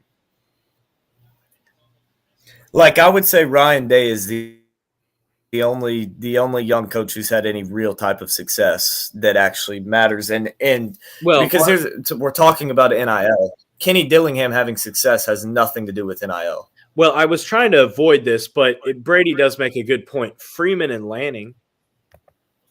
Like Marcus Freeman, yeah, he hasn't won a national title or something like that, but he's 100% right. Dan Lanning and Marcus Freeman are two of the best coaches in the country. I would argue are both top 10 coaches, and they're under the age of 40. Yeah. That's a little hard to agree because neither one of them have won anything. Yeah, but you're defining won anything as a national championship alone. That's not a good standard, Lincoln, because no coach has won anything. It's not a national championship. Has Marcus Freeman or Dan Lanning won a playoff game? No, but we're talking about an area before this year. Has Dan Lanning even won a big game? I'm not saying until he beat Ohio State. Dan Lanning had been blown out in every game that mattered. Lincoln, I understand what you're saying, but your bar. Here's the thing: I don't even know where your bar is, to be honest. What's your bar? What are you saying? I just told you where the bar is. Making a playoff and winning a game. Making a playoff and winning a game. Do you want to know how many active coaches have won a playoff game? How many active? Go ahead and tell us. You're looking at 4 active head coaches that have won a playoff game. Smart, Dabo, and then Ryan Day. Ryan Day. Who's the 4th? Is there a 4th, Anthony or Lincoln, that I'm missing? I'm trying to think. I don't think. Yeah, Harbaugh's not active anymore. So yeah, he's not active. Technically, Ed Orgeron's active in like D2 or something, I think. Okay, doesn't matter. Either way, okay, so 3. You're saying he doesn't count though. Yeah, he doesn't count. Yeah, but 3 coaches have had any success, and fine, throw Mac Brown in there for the 4th. That's I think the guy that I was thinking of who had won a national championship. He hadn't won a playoff, but he won a national championship. Yeah, but it really doesn't matter because, like, dude it's an entire different decade, stuff like that. Either way, point being is this. That's not a term of success when only 3 coaches have reached it. And one of those coaches, in Dabo Swinney, is not like anywhere near that level, has been near that level in the past 5 years now. Yeah. He's ranked number 9 in the country right now. Yes, I understand that, but that's not your standard. He hasn't won a playoff game in 5 years. I wouldn't have him. I wouldn't have him in that group of elite coaches. Why does the group of elite coaches have to be 10 plus coaches? I'm not saying elite. I'm saying why does there have to be a large group of elite coaches? Lincoln, I never said elite. I said a top 10 head coach. I'm saying a good head coach. I'm not saying elite, a great head coach. I'm not qualifying them as the top head coaches in college football, but I am saying that they are some of the best head coaches in college football. Because would you not say Dan Lanning is like the number 5 head coach in college football? I would have to think through some of the teams, but I would have Dabo ahead of Dan Lanning. Okay, let's say you have Dabo, even though I would start to disagree, even though I'm not. I don't know fully where I stand on. So let's say you got DeBoer was the other coach that won a playoff game this act. Oh, DeBoer, yeah, there we go. And DeBoer's relatively young too, isn't he? 1 second, he's 50. He's older than you think. He's 50. Yeah, I was about to say he's older than you think. He looks a lot younger than he is. Well, 50's young. I guess that's because he's been at Washington and Fresno State. He's been blowing teams out. He hasn't had a lot of high-stress games. Yeah, well, I guess that's why he still looks a lot younger than he actually is. Yeah, but either way. But my whole point in this argument is the elite head coaches, they're all older. But yes, but okay, so let's old. I get what you're saying. Well, Kirby Smart's 49. Kirby Smart's 49. Yeah, he's one that's not quite 50. So if Kirby Smart's 49, who else are you comparing him to? That's young. That's old. Other than Dabo, who is We have Dabo's 54. Dabo's like 54. Yeah, which isn't young, but he's also not old. Like 54 is not old for a football coach. I would say old is 56, 57, right? Is that a fair marker? 50. Let's put it at 55. 55 is old. I was about to say I would say 55. So 55 is old. So And I believe. Let me look this up. I think Dabo's birthday is actually coming up soon. Yeah, November. Yeah, he'll be 55 by the end of this season.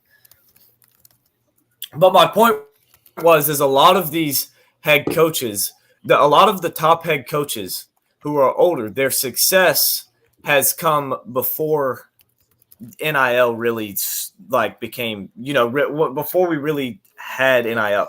Even Kirby Smart, look at his national championships. That was before the landscape of NIL really took place.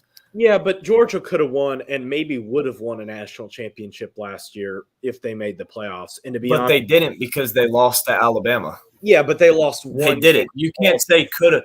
You can't say could have won. Clemson would have been in the college football playoff potentially had they beaten Florida State. Had they beaten Florida State, they might not have lost to these other teams. It's even a better argument to make. You bring up the point Dabo hasn't been there. Yeah, had Antonio Williams not muffed a punt against South Carolina in 2022, Clemson's in the college football playoff. Okay, you're changing the subject a little bit here. Let's keep the focus on elite head coaches being old, which I just don't think is a good premise. It's they're older, and a lot of success was before NIL. Well, yeah, but NIL started 2 years ago. Like we're talking about a tiny technically it started in 2021, but that was not actual teams giving players monies and stuff like that. That was literally just you do a few commercials.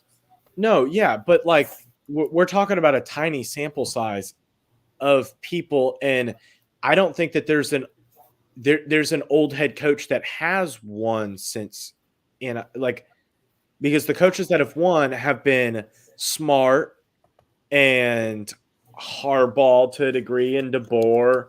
Harbaugh doesn't count. He cheated.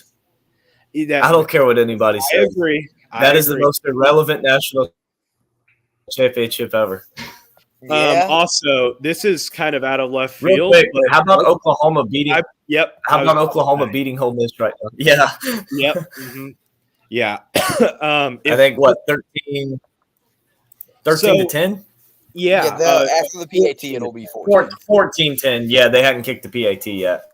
Okay, so let's pull up the SEC rankings here because this, and then we can go on a break if you guys want. At least I will for a minute.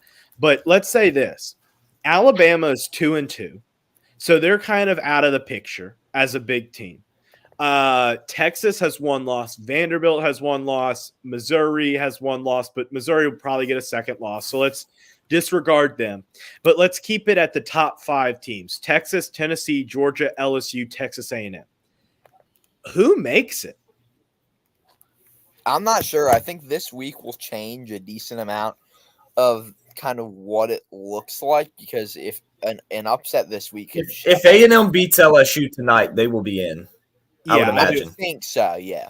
Well, because at the end of the season, all A&M, let's say they lose to Texas, all A&M has to do at this point, if they beat LSU, is beat South Carolina and Auburn, which I don't think they're going to have a struggle with. So South Carolina, no, they wouldn't. They're going to have to beat Texas. No, because when it got down to it, then it would be Georgia, Texas, and Texas A&M all with one SEC loss. Yeah, but then so Georgia would have the tiebreaker over Texas, but Texas would have the head-to-head over A&M. It's a 3-way tiebreaker. You'd have to look at the full list of rules. Yeah, that's not how the tiebreaker worked, Lincoln. With that, no, but one of them would win the tiebreaker and would be in. The other ones, no, that's. I'm pretty sure that's how the ACC did it for a while. So no, they changed their. So in the event of a tiebreaker, it results in record versus all common opponents in the conference among tied teams is the next one. Then That record, wouldn't break yeah. anything because Then they would re- all be. They would and then all. rec- Well, no, and then that's what I'm saying. Would that not put Georgia in over A&M because Georgia beat Texas, so they would have a better record against common opponents because A&M didn't play Alabama. no, but because That's what I'm saying. That would put Georgia in. That would put Georgia in the SEC championship game. No, because here in the previous thing it says this: if there are two or more, it can't be used as one of the teams they're playing against, because then you can't use one of the teams that are in the tiebreaker. I'm trying to explain the best way of saying this. You can't use the teams that are in the tiebreaker itself outside of if they all had head-to-head against each other. Well, that's kind of that's kind of stupid. That's not stupid in the sense that, okay, what if A&M had beaten Georgia? Like that, it doesn't make any sense. Either way, point being is this: it wouldn't count because all of them would have a tied record against the best common opponent that they play. Then it's record against the highest, best placed common opponent in the conference standings, proceeding down among the list. Again, this would not matter. Again. And I was about to say, I'm looking at these tiebreakers. They're literally stupid. How do you the one against all SEC common opponents and then the one against the highest, best placed teams? That's literally the same thing if they've all only lost if they've lost to each other. And then you have cumulative conference winning percentage of all teams, which again, that does nothing. Then it's stupid. Yeah. Relative scoring margin versus all conference opponents among tied teams. So that's what it would be: capped relative total scoring margin versus all conference opponents among the tied teams. So it'd be your margin of victory. And who would win that? Because Georgia's played close. Georgia might get left out. Well, it's too hard to tell because we're still 3 games out. Oh yeah, but just thinking of it right now, Georgia won by 1 point against Kentucky. They won by 10 against Mississippi State. Texas even fought back, so they really didn't even beat Texas by that much. But whereas I know, here's the only thing is this, Lincoln. This makes it even more complicated. If Tennessee beat Georgia and it was Tennessee, Texas, and Texas A&M. And you could even add in LSU guys. Like we're talking about it like if LSU loses this one game to Texas A&M, they don't play anybody the rest of the season except a home game against Alabama next week. Yeah, I mean, I'll say coming into today, if I can pull this up really quickly, my playoff projections I had were Oregon, Penn State, Georgia, Ohio State, Texas, Miami, there we go. I have the right one now. 1 Oregon, 2 Georgia, 3 BYU, 4 Miami, 5 Penn State, 6 Texas, 7 Ohio State, 8 Clemson, 9 Notre Dame, 10 Iowa State, 11 Texas A&M, 12 Boise State. Okay, so let's go. I'll go through my conference champions here real quick. 1, I don't even know who I want.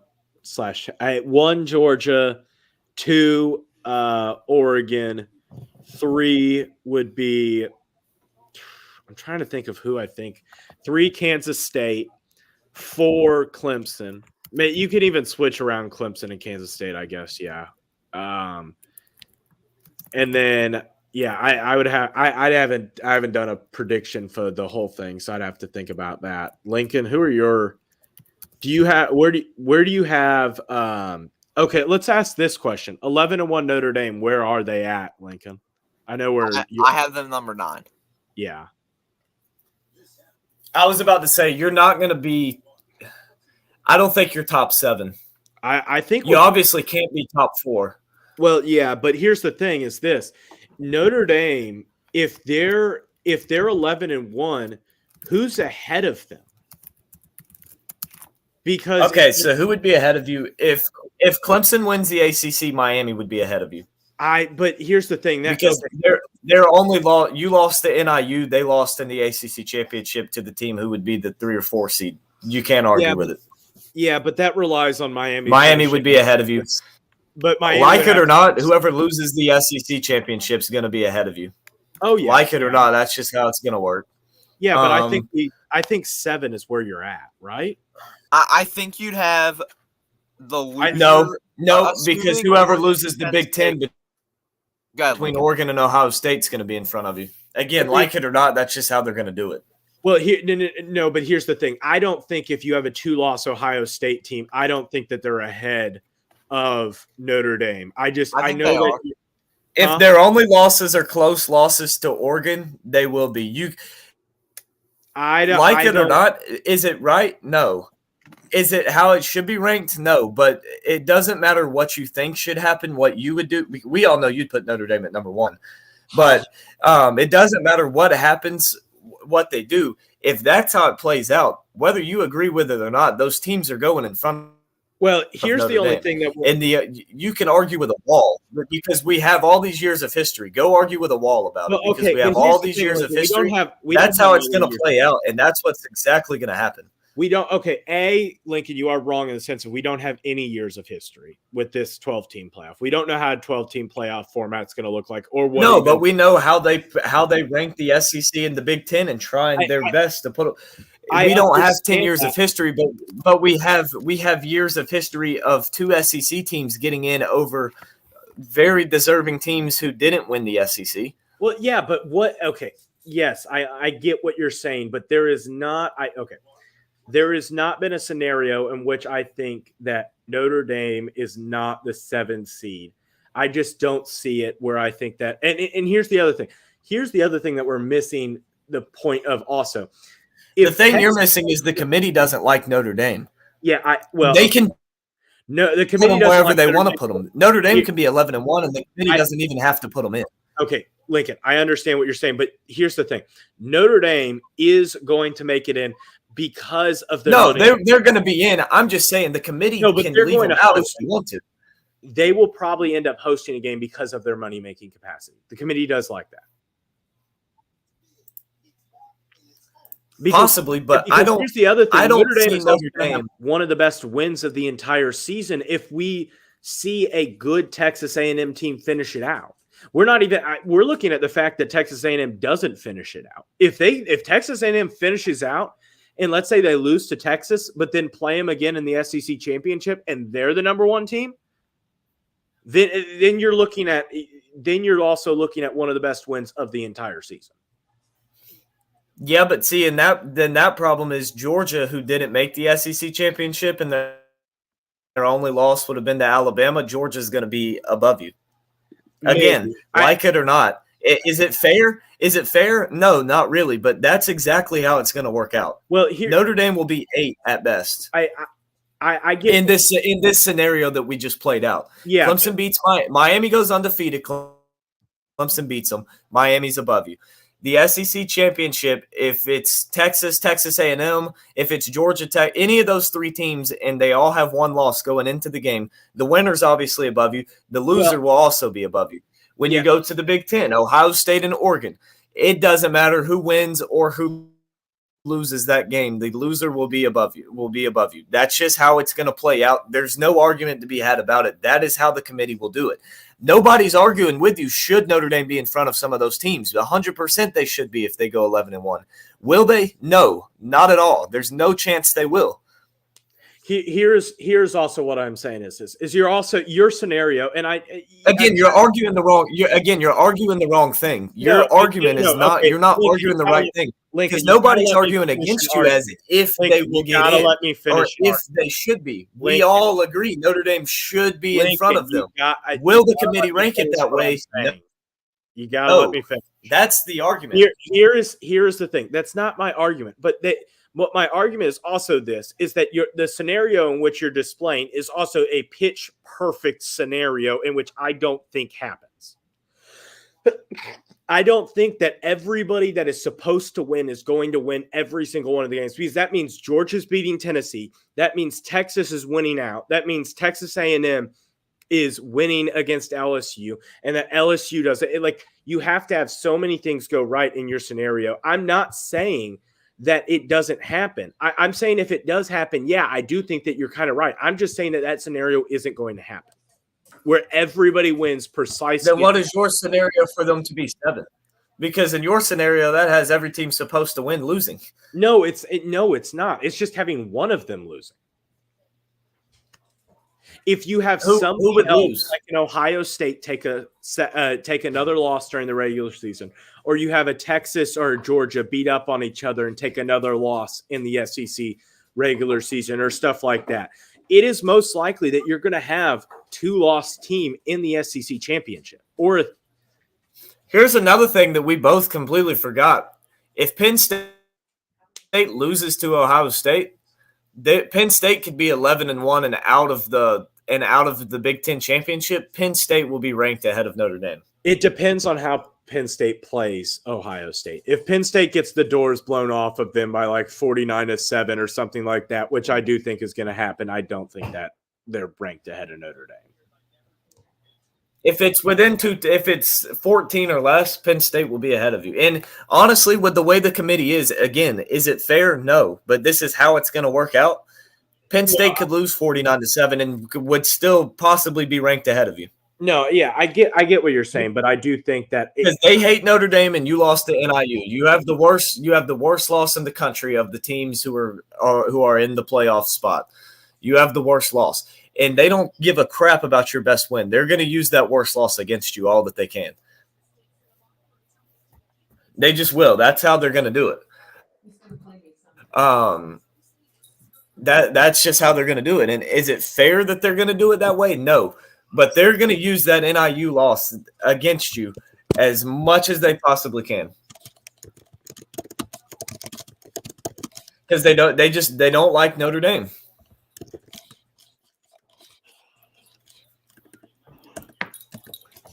As Navy will now take over at the 25 to start the second quarter, and they'll get about a yard on the first down handoff. They're down 31-7. They're gonna have to get some offense rolling quick here if they want to try and get back in this game, because right now it just isn't looking good for them.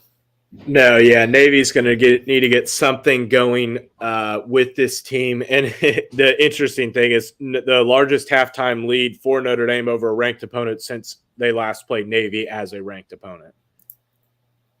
Really? Yeah. So we'll see what happens here, as Navy has gotten some yardage throughout most of their drives, have played pretty decently, but they've struggled to be able to get really anything going. Again, we're probably looking at a 24 at like a 24-14 type of game if Navy just holds on to the football. Yeah. Well, I don't know if they – I don't know. And I get not playing the what if game, but in this one, it's not like Notre Dame has forced the turnovers. Navy's just made bad, dumb plays. No, yeah, they have. But I will say this, is that at the same time, I don't know if Notre Dame gives up another touchdown. I think it's still 7 to maybe 24 or 21 or 17. No, but we also know how Navy always does on the first drive, typically against Notre Dame. They usually go down and get something. Yeah, they do, but they've struggled here. 3rd down and 2 here for the midshipmen. Fullback dive, going to get just enough to be able to get the first down. So I will be back in a little bit. So the 1st and 10 and another fumble. Horvath going to make a throw, though. He's got a man wide open down the field. What a play there. A low snap. Bobbled the ball around, and then he ends up making a huge delivery down the field as the running back just kind of slipped out, and they're up past midfield down to about the 43-yard line of Notre Dame.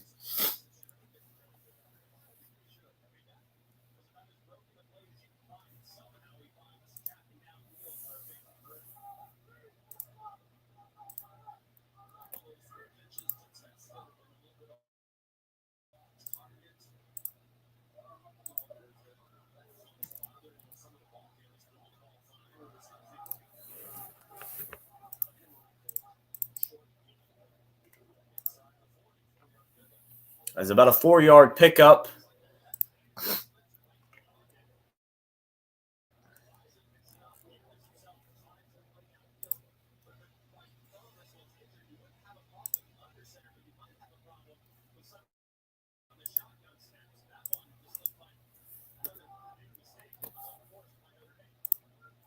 So 2nd down and 6 for the midshipmen here. They'll get about a 2 or 3 yard run here, but there is a flag that comes in.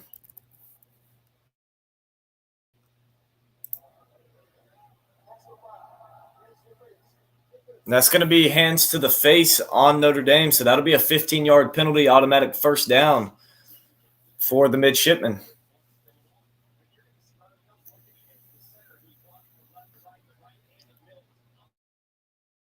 Yeah, Riley Mills there. Good call there. I mean, he just had his hand all on the face mask.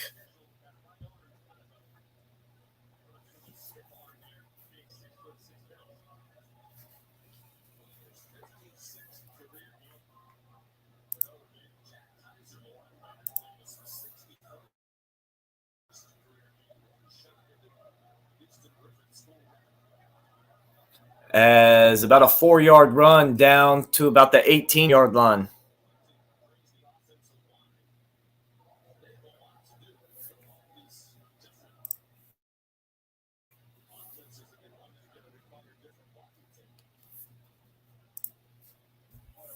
So 2nd down and 6 for Navy.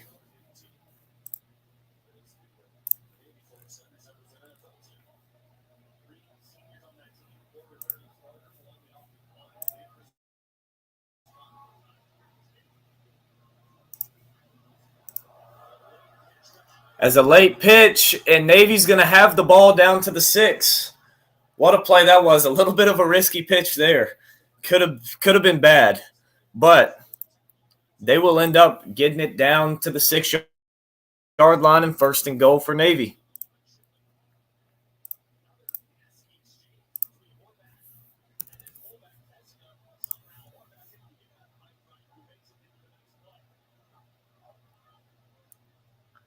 I mean, Navy's averaging 7.2 yards a carry. Now, they have had 2 huge runs, but as 1st and goal, they get it down to the 3.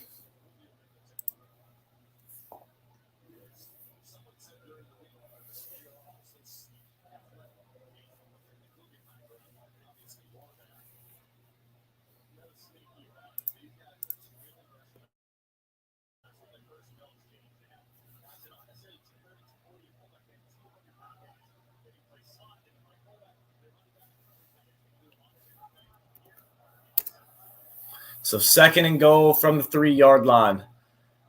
They're going to go with the Philly special, and Horvath dropped it. He was open. He couldn't catch it. He dropped it.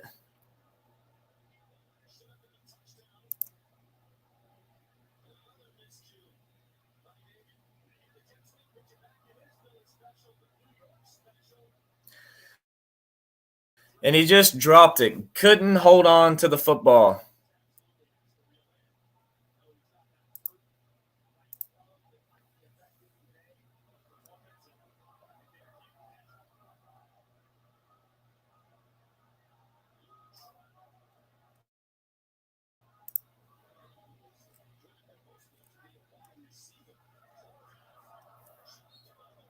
And Horvath's going to be stopped at the 1.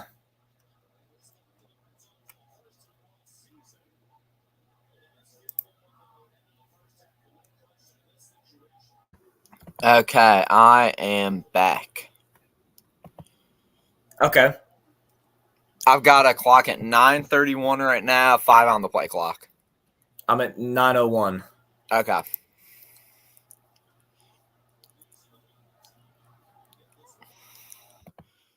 Let me try to edit our layout here until Reichley comes back. So 4th and goal from the 1 for Navy. Obviously, they're going for it. The give to the fullback, he's in. Touchdown. There you go.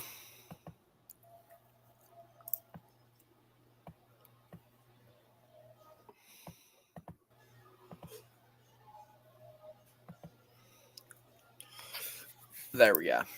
Awesome.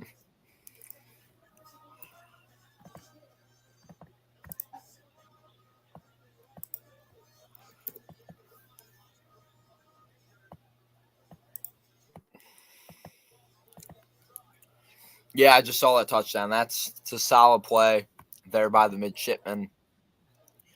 Eli Heinrich there on the rush in. Sorry, let me update this to move it over to the third quarter.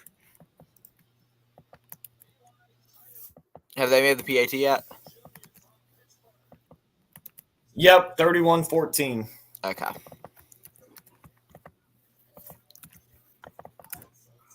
So Navy showing some sign of life. Still not that close, but they've got a shot. If they can force Notre Dame into mistakes this second half, I think that's their only way they do this. Yeah, without a doubt, they're gonna have to. Notre Dame's gonna have to make some mistakes. Which, I mean, with those mistakes, one mistake could be just playing too conservative. Yeah. Trying to run the football, that could be a mistake. Yeah.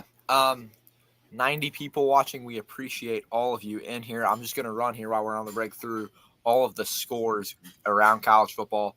13:20 to go in the third. Nebraska has the ball in Ohio State territory. The score there, 14-6, the Buckeyes lead. In Bloomington with 5:03 to go in the third, it's Indiana 24, Washington 14 as the Hoosiers look to stay undefeated. In Oxford, Mississippi, it is Oklahoma 14-10, their lead with 14 minutes to go in the third quarter. Oklahoma with the ball in their own territory. Virginia Tech leads Georgia Tech 14-6 with 7:08 to go in the third in Blacksburg. How about in Charlottesville? North Carolina up 31-6 on Virginia. That one with 12 to go in the third. And in at Mississippi State in that game, it is 24-7. Arkansas leading Mississippi State, 1:59 to go before the half in that one. Arkansas with 24 points so far in the first half. And how about North Carolina up 31-6 on Virginia?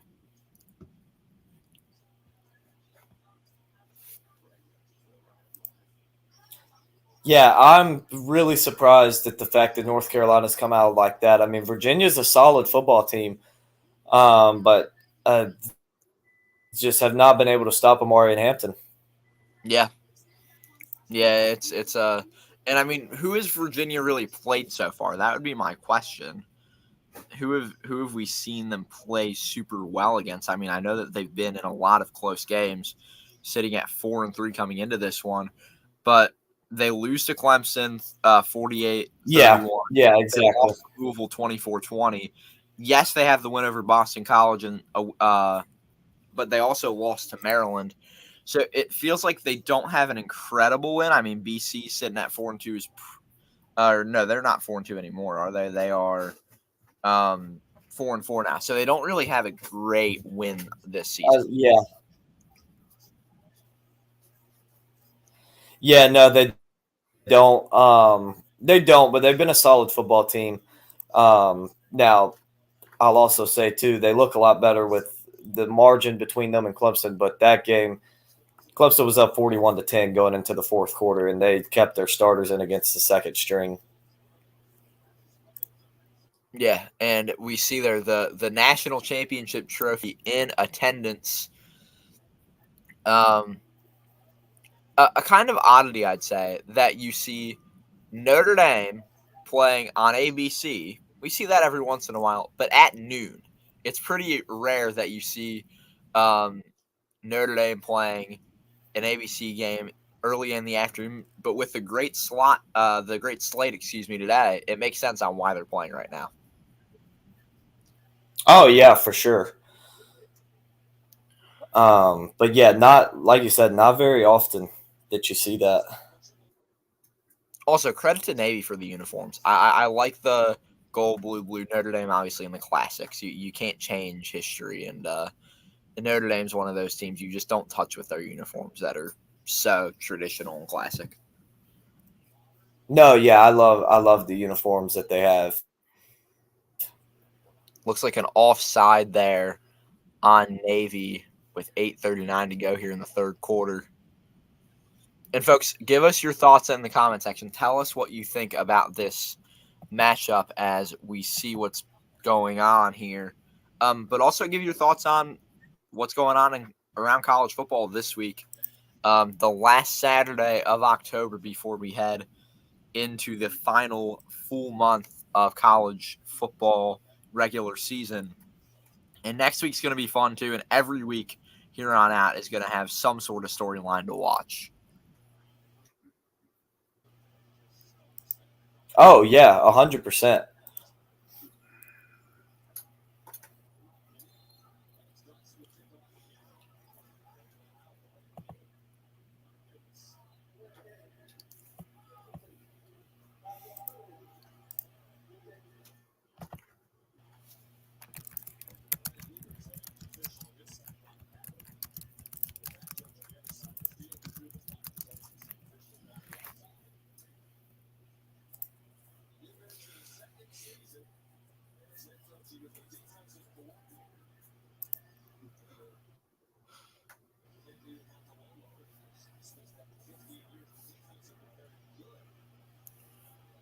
Looks like another flag here.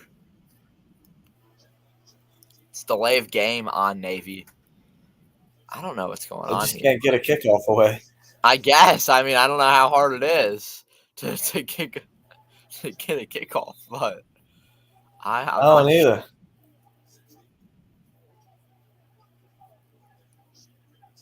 They're gonna run the whole third quarter out just trying to kick the ball off. I know. So 8:39 to go. Let's see if they can finally get a kickoff away. Now, after all of that, Notre Dame will start at the 25-yard line. Yeah, as I see that return there all the way out to a beautiful. Yeah, that's it's not a terrible return. I mean, the 25 is kind of I mean that's kind of the standard for where you normally. No, yeah, I just mean that's where they would have started had they just let them kick it out the back of the end zone to begin with. Exactly. So Notre Dame here trying to get some offense going here in the third quarter as Riley Leonard and company take the field with 8:32 to go. And Leonard, 12 for 19 with 141 today and a touchdown, and then rushing 8 rushes for 53 yards and a touchdown. He's been quite the weapon today, both in the passing and the rushing game for the Irish. Oh yeah.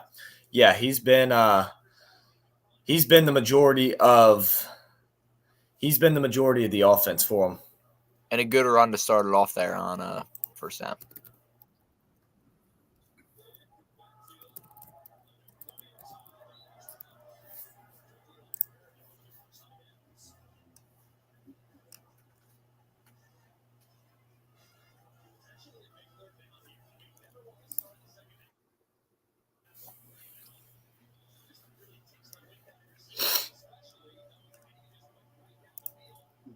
So a 3rd and 3, Notre Dame with the ball about at the 31.5-yard line. If Navy gets a stop here, that would be huge. Yeah, it would be. Navy looks like they're going to be bringing some pressure. Yeah, just saw that second Now down they back play, off a little bit. That was tough there. Leonard looking to throw. He's got a man. First down up to about the 38, 39-yard line, but 38, but there is a flag. There you go. Illegal formation on the Irish. That's going to back them up 5.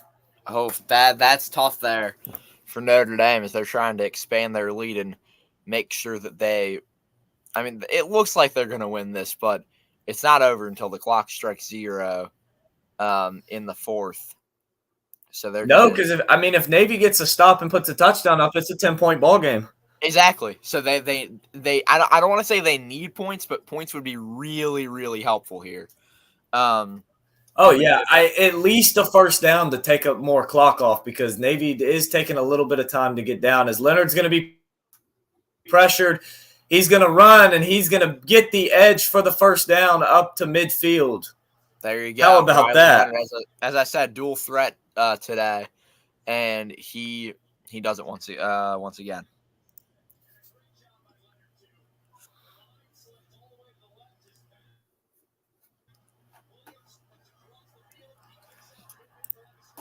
Lincoln, I'll ask here as we're about an hour and 10 minutes away, and that was a huge run there by Leonard I just saw there.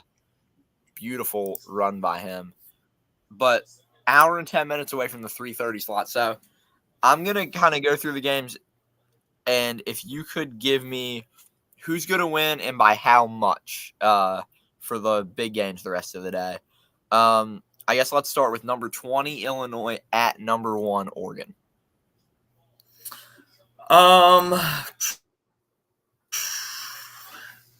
Oregon's going to win by how much? I think they win by about 17.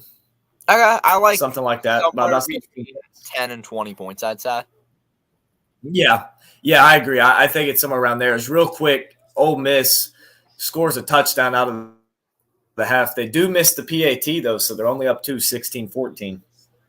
Still leads a lead, and they need to win this game. I mean, they're technically still in the playoff conversation with only 2 losses. They're going to need to run the table if they want a chance.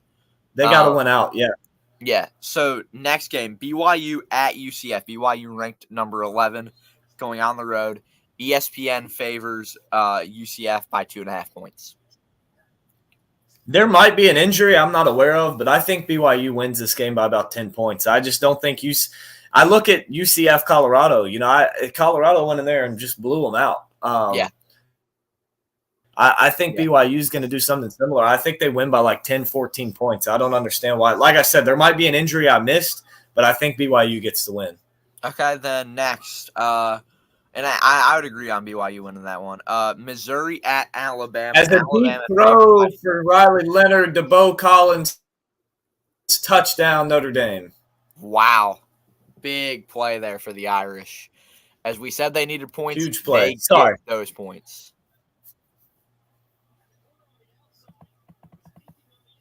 Okay, sorry. What game were we on? All good. Missouri at Alabama. ESPN favors is. Oh, I just saw that throw. Wow. Beautiful, beautiful throw. Yeah. And catch there for the Irish. But Missouri at Alabama. Alabama favored by 15.5. I think it's closer than that. Yeah, I think Bama wins by 2 touchdowns max. Okay, yeah, I'm gonna go. But I do think Bama wins. Actually, you know what? I'm gonna say Bama covers that spread. That Missouri defense is pretty bad. Brady Cook's been beat up. I think Bama wins. I think Bama covers the spread. Okay. And that game, by the way, will I think they win by about 17. Yeah, that game will be live on Sorgy Stories and the Football Expert this afternoon. But we're looking here, Missouri, Bama. I'm gonna go Bama wins by 10. I'll say I think it'll be close, but I think Bama pulls away at the end, and avoids a big time scare. And then to the 4:15 game, Texas at Vanderbilt. Texas favored by 17 points. I think Texas wins, but I don't know if they cover that spread. I think that game's going to finish about around that spread. Okay, I'm going to go Texas. I'm not buying into the Vanderbilt hype. That's fair. That's fair. I'm going to say Texas wins by 11, 13, somewhere around there. Then to the night games. Okay. I guess this is just more of a how much are they going to win by? Florida State at Miami, 7 p.m. ESPN. I want to say Miami by the 21, but, I mean, LSU does have a solid defense. They have shown that they have a solid defense. Offense is just terrible. But the hardest thing for me is I don't know about Miami and all the points. I think Miami wins, obviously. I don't know if they cover that spread. Like, with it at 21, I could see them winning like 41-21, something like that. 31-10. It's going to be close. Yeah, I see what you're saying. I think that they win by probably 3 touchdowns. Then to the rest of the tonight's games. We'll go, I guess, with the big game. LSU at Texas A&M. A&M favored at home by 1.5. My pick is A&M by 3. Yeah, I think A&M wins, and I think they'll cover. Then to Which I actually got that one a little bit earlier in the week when they were favored by just 1. So that Okay. helps too. All they got to do is win. Yeah, nice. I'll then, I guess, ask. Has another one I snuck in late just now with a live in-game pick. I was like, screw it, I'll throw 5 on Nebraska to win. Nebraska's winning. I'm sticking that game on right now because as I saw the #1 football show put in the chat, Nebraska has the lead. I'm putting that one on because, yes, it is an upset alert right now in Columbus. We didn't think Nebraska was going to be able to do much, but Ohio State, after, frankly, I mean, I'd say they looked pretty good against Oregon, even though it was a loss. Nebraska coming off a really bad loss last week against Indiana, looking really good themselves this afternoon. And low-scoring Big Ten matchup. He said they have the lead. I see it. They have the ball first and goal at the 1.5-yard line. That might I just saw the touchdown run. Yeah, I think he got in. I'm on a break, so I'm guessing I'm already past the touchdown. Let's see, Michigan State. No, they stopped him. They stopped him at the half-yard line. Oh, wow. Okay. That's big then. That is big. I'd review that. I think he might have got in. I'd review that one. Michigan State at Michigan. Michigan favored by 4. I think Michigan wins and covers. The biggest thing for me is I know both offenses are pretty bad, but Michigan State turns the ball over so much, and they don't have the defense to go with it. Yeah, I'd agree with that. I think Michigan wins probably by 10. Kansas State, Kansas, another rivalry game at 8 o'clock on ESPN too. What do you think Kansas State wins. I don't know if they cover by 10. I think it's 10.5? 10. 10. Yeah, I think they win about right there. That's one of those I wouldn't mess with the spread. I like that there. SMU at Duke, 8 o'clock ACC Network. SMU favored by 11. I think that's fair. They have a solid defense. Their offense is very explosive, and Duke just has no offense. Okay, then I guess, last 7:30 of the last big 7:30 games. Well, Penn State at Wisconsin. Penn State favored by 6.5 points. I took Penn State to cover. I think they win by 7-10. Okay, I like Penn State winning by 3. I can see that. I can see it a little bit closer. I think there's a decent chance Wisconsin wins. But in that game, we'll be live on my channel as well. I'll put it this way: I'm not gonna stream a Wisconsin game unless I know it's gonna be a good game, and I won't just be sitting there in misery the whole time. Because I've learned my lesson from the Alabama game because that was depressing to watch. Oh, yeah.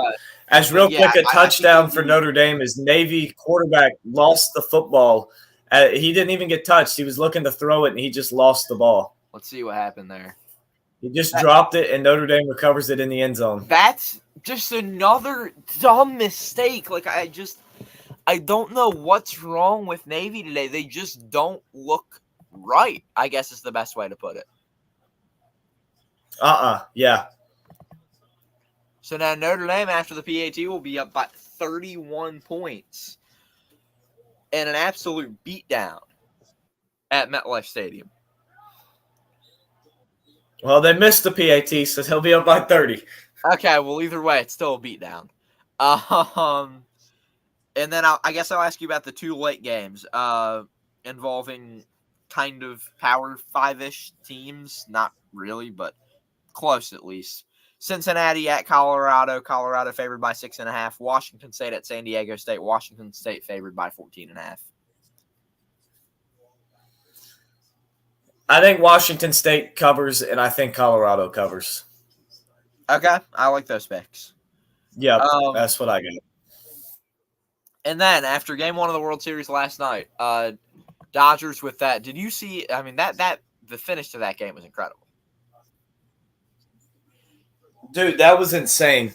So we got a new manager at work, and he's a huge Yankees fan from New York. So we were watching the game, and he's loving it. They're up 2-1. Well, then the Dodgers tie it up in the bottom of the ninth, I think it was, 2-2. Yeah. And then, boom, all of a sudden, the Yankees go up 3-2, and he's loving it. He's loving it. So then that's about the time we went home. So we went home, and then he texted me. He's like, dude, tell me you saw what just happened. And I was like, no, I didn't see it. And he goes, Freddie Freeman walk-off grand slam. I was like, dude, I want to feel bad for you, but as a Braves fan, I love that. I love it. Yeah. As a Braves fan, I was like, but don't worry, you'll hopefully you'll get one tonight. Because I told him, I was like, for the Yankees, all you got to do, and realistically, if you win at home, is you just got to steal one on the road. Yeah, that's it. Even if you win one on the road and two at home. Yeah, I gotta say, I was looking on Instagram a second ago, just seeing what's going on, and I have to give credit to the Ole Miss social media team, Ole Miss FB on Instagram. Their tight end, what's his name? I don't remember his name. Let me pull it up. Caden Prieskorn, number 86, their tight end. His wife has a thing, has a little social media thing where every week she does like a little video about their son's experience at the game, and they have this like thing where it's called like lucky bumps, and Ole Miss, after the kid's dad scores a touchdown, puts on their social media lucky bumps to that. So, nice. That's cool. Nice little reference there. As But Nebraska's defense does the job, forces the 3 and out, Nebraska will take over at about the 46-yard line of Ohio State. Yeah, Brady, exactly, man. All these turnovers are unforced. Yeah. Every single one of them have been unforced. What is it? 4 turnovers for Navy, 3 fumbles offensively, and then to me the punt return one was the worst. Like you're slipping, you're already having to run about 10 yards up to even have a chance to catch it. Dude, just let the ball bounce. Exactly, yeah. As Ole Miss is up near midfield, they're driving. Nebraska taking over at the 42 of Ohio State. And a nice screen pass for Nebraska on first down. They're going to have it down to the 31 of Ohio State. And on second down, Indiana up 24-14 with a big 3rd and 4 for Washington. And first down there for Nebraska, the next play, you'll see it here in a second. They were close to getting it in the end zone, but just couldn't quite get that. If that's a touchdown, they take the lead on a big throw. That would have been huge for them. Oh, yeah. And correction, I didn't have them winning the game. I had them plus 12. Okay. Somehow I got that live right before they went up 14-9.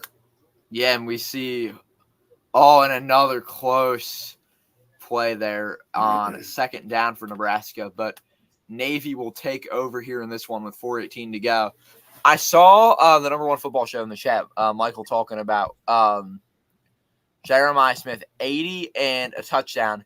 Lincoln, I'll ask, do you see kind of Jeremiah Smith following in the shoes of Marvin Harrison Jr. and being the next super high drafted Ohio State receiver? Well, they've all been saying that he's potentially better than Marvin Harrison. I mean, I think he's a dog. I think he's going to be great. As another just deep pass that Nebraska misses, it's 3rd and 10. Yeah, and I'll mention as hold on, what happened with the Navy? I think Notre Dame has a big hit, but it's going to be roughing the passer. Okay. Oh yeah, they didn't. Yeah, he put all of his weight down on him. Yeah, that's roughing the passer. So penalty on Notre Dame. Navy will get the first down there.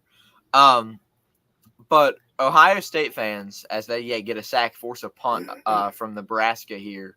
But hopefully for the Huskers, they'll be able to put Ohio State deep in their own territory to start off the drives. That one is going to go into the end zone. That's unfortunate. But at my high school, St. Joe's Prep, he had a great night last night. Just in the first half, Marvin's little brother, Jet, had 4 catches for 90 yards as a freshman. And he's been, without a doubt, the number 1 receiver on the team. And we're talking about and he's in a receiving corps with guys with offers from Boston College and another guy who's committed to Temple to be one of their receivers.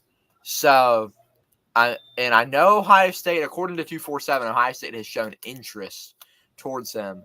So, Ohio State fans, look out to see if Jet Harrison goes there, because you'll have a really good player. I mean, Marvin said that Jet is better than he is. So just watch out there for that one. And didn't you say Jet's a freshman? Yeah, he's a freshman. Yeah.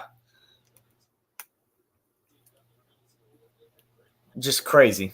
Yeah, and our quarterback, who's a sophomore, has interest from Georgia, as well as Syracuse and Pitt, I want to say.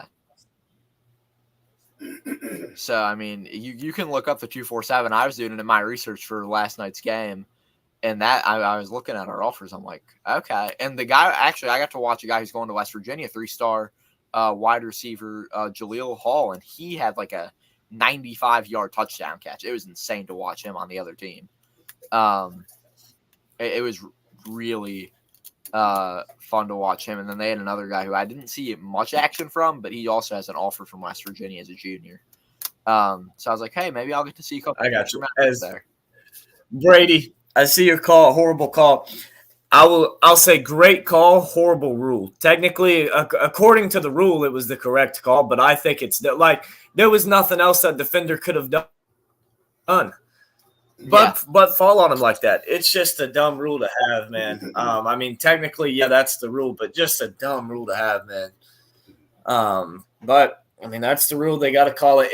At least for you, though, it's not one that you have to worry about up 30 points about to be in the fourth quarter. Exactly. So 2nd and 8 now for Navy. For Ohio State, looks like Henderson was just taken down there by a couple defenders. They've got 4th and 2, and they will have to punt and give the ball back to Nebraska, as that one will head to the fourth quarter in Columbus. If Nebraska pulls off this upset, Ohio State probably drops from pretty far down from 4. Nebraska gets ranked. And, I mean, we're looking at some major shakeups in the Big Ten. And by the way, I have to mention the current Big Ten standings. Actually, I'll do it right after this 3rd and 7 as Navy's going to pitch it out to the back, and he will run for just short of the first down. It'll be 4th and 1. Yep, so the 4th and 1 here, the give to the fullback, and he's got it down to about the 32. As Ole Miss also just put another touchdown up on the board, a big passing touchdown from Dart to Jordan Watkins, 30-something yards Jackson Dart to the house. So they extend that lead. They're starting to pull it open a little bit there. Yeah, Jackson Dart is doing what Jackson Dart is supposed to do. He hasn't done it all of this year. For sure. But he's doing what he's supposed to do. But the Big Ten standings right now, and I'm just reading these straight off ESPN. I'm not reading them in I'm reading them the exact way ESPN lists them. Indiana, Oregon, Penn State, Illinois, Wisconsin, Ohio State, Iowa, Washington, Michigan, Michigan State, Nebraska, Minnesota, USC, Northwestern, Maryland, UCLA, Rutgers, Purdue. If you gave that to someone, I don't know how that wasn't a flag in the Navy game on the quarterback on a late hit. That is true, but if you gave that to someone 3 years ago, they would their mind would be like just gone. Like it would just be insane to look back. Oh, they wouldn't know what to think. Yeah, and I mean in the SEC too. I'll run through the SEC. A&M, LSU, Georgia, Tennessee, Missouri, Texas, Vandy, Bama, Arkansas, Florida, South Carolina, Ole Miss, Oklahoma, Kentucky, Auburn, Mississippi State. Like the standings this Yeah, year, is it's crazy. incredible. But it's been fun to watch. It's been really, really fun to watch. Oh, it has been. It has been. We were talking about NIL earlier. What I will say about NIL, though, is look at the SEC. You don't have the two teams who are dominating, and then everybody else is just kind of there. You know, Tennessee's good, but you know they're going to lose to the top teams. You know, it's a lot of competitiveness in these conferences. I did see a funny meme the other day. It was like my cousin just got out of prison after 5 years, and I told her I had to break the news that this is now a Big Ten conference game, and it was Rutgers at USC. Yes, I saw something similar to that, but it was all the things that had happened in the NBA. But it wasn't a meme. Like, it was actually like seriously someone saying like this. I actually like my cousin literally just got out of prison, and this is what I'm like having to tell him, and it's like the actual. I'm like, that's crazy to think about. Yeah, I think this one was real. It was like actual text messages between them. Yeah, I was like, wow, this is. As the Ole Miss touchdown, he was actually down a half yard short, so it'll be first and goal. That's just how it goes sometimes. That's it's. They'll probably still get it in. But yeah, I mean, what Nick Saban said early in the year, and I forget the exact quote, but what he said about NIL not being like, you can have a lot of money, but what matters is you still got to have a good coach, and you still got to coach your players and make them into their best selves. You can't just be like, "Yep, this is this." Like, you gotta still play well, and money. It just proves that in football, money doesn't buy championships. In basketball. 100%. Look at all the people. Look at all the people that all the players Ohio State's bought compared to Nebraska. Nebraska's sitting there with a chance to beat them. Exactly. Yeah, exactly there. I mean, in baseball, like, yeah, the Dodgers and Yankees are in the World Series, so it proves that, yes, that's true. Money buys championships sometimes, but last year the D-backs were in the World Series, right? Like, in sports generally, it's tough to buy a championship and guarantee. And in the NBA, in the past, it's worked. Look at the Suns. Look at the Nets. Like, look at all the quote-unquote super teams the last 5 years that haven't panned out. Yeah, exactly. And the only like super team that we have seen work out was the Warriors dynasty, and they didn't pay for any of those players for the most part. I guess they like LeBron, drafted all of them. Now they did Bosh. go and sign Durant. Yeah, that's really like the last one that really worked out for what they paid the people. And the only guy they paid was LeBron, because D-Wade and Bosh were homegrown guys. Yeah, exactly. Exactly. So, it's like the ones that have worked after you draft guys and then bring in one other guy. Yeah, look at what the Bucks did when they brought Drew Holiday, and that's a huge run for Nebraska across midfield into Ohio State territory. If I'm the Cornhuskers here, I don't want to risk it and anything. I think you got to have a really balanced offense, keep them honest with the run, and choose your spots with passing, because an interception, I mean, yeah, one wrong move in Ohio State, I think, is going to win this football game, but Nebraska with a really good shot to, as we're on the break here in this Navy-Notre Dame matchup. But on the flip side, one big play and Nebraska's taking control of the game. Exactly. It feels 50-50 right now, as Nebraska's going to look to throw. They've got a first down to the 40, to the 30, and all the way down to the 18 of Ohio State. That was a beautiful play from Raiola to his receiver. That's how you do it. That is how you do it, driving against Ohio State. But a flag on the play might bring this one back. Let's see who it's on. It's holding on the defense. Penalty declined. Now Nebraska with the ball in the red zone. We'll see what happens as we're back here in action. Navy with the ball at the 29. Yeah, Navy with a 3rd and 5 from about the 32.5-yard line. Yes. I'm about to play ahead of you on this one. You're about to play ahead of me on Nebraska. We're even then. As the option, and Navy's going to have a first down to the 20. There you go. And in the OSU game, it looks like a sack there will make it 2nd and 13, 13:40 to go in that one.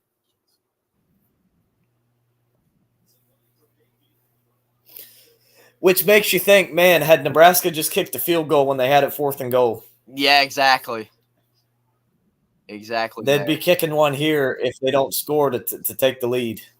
Yeah, and nice. Is that a new quarterback in for Nebraska? I can't tell. I'll tell you next play. On that sack, it didn't look like Raiola was in. It looked like number 10, some dude number 10, which might have been a design play just to run it with him. I was about to say, it might have been Yeah, that was definitely. I don't know. By the way, I don't know if you saw, but Garrett Green is doubtful to play tonight for West Virginia against Arizona, so Nico Marshall's probably going to get the start. Ryan Day isn't undefeated versus ranked Big Ten opponents. Oregon. Michigan. Unranked. Oh, I see. Yeah. I see now. Yeah. I see it now. I was about to say versus ranked. Yeah. I got you unranked now. I was about to say versus ranked opponents. He just lost one 2 weeks ago. No. I got you now. Yeah. He's never lost to an unranked Big Ten opponent. Raiola or is it Raiola or Raiola? I don't know. Okay, well, he's back in the game, and they have it inside the 11 now of Ohio State, looking to drive this one into the end zone. 2nd and 10 for Navy there as they run it. Little triple option. That's what the Service Academies do, and they didn't get anything there on 2nd down. Nope. So 3rd and 8 for the midshipmen. Horvath going to throw, dump it off, and they'll be about 2 yards short of the 10-yard line for the 1st down. Meanwhile, Nebraska, Raiola under pressure, throws end zone, has a man incomplete, just overthrew his receiver. And Ohio State still with the lead, 3rd and 10 here in the 4th quarter at Ohio Stadium. Did I jump ahead of you? Because I thought I just saw him get a 1st down. They did get the first. It's 2nd and 10 at the 11. Oh, okay. Okay, I got you. So Navy on 4th and 2. 2nd and 10, Raiola rolling to his right, and Horvath way overthrew his man, but he's gonna get it. He's gonna get bailed out. That was a false start. They're gonna run it down to the 8-yard line. 11:35 to go. 3rd and 7. Ohio State's gonna have to pass this one.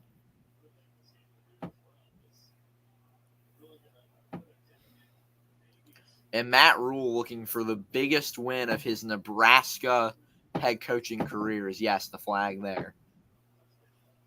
Honestly, the biggest win of his entire coaching career. Yeah, I was trying to think. I'm like, did he have a big win at Baylor? Maybe against Ole Miss in the bowl game, but I kind of discredit that one because Matt Corral got hurt very early. That's true. So here we go.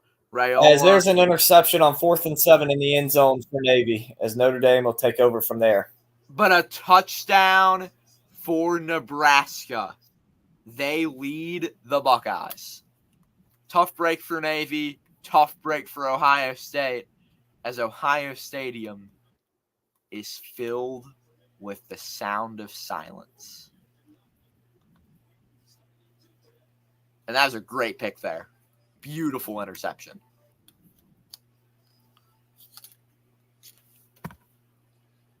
As I just realized that I need to update it to the 4th quarter.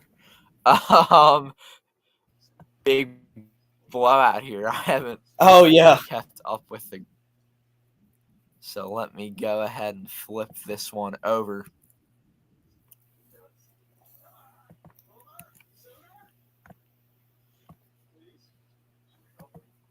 Michael saying 15-14 is picked off. Was that on the 2-point conversion?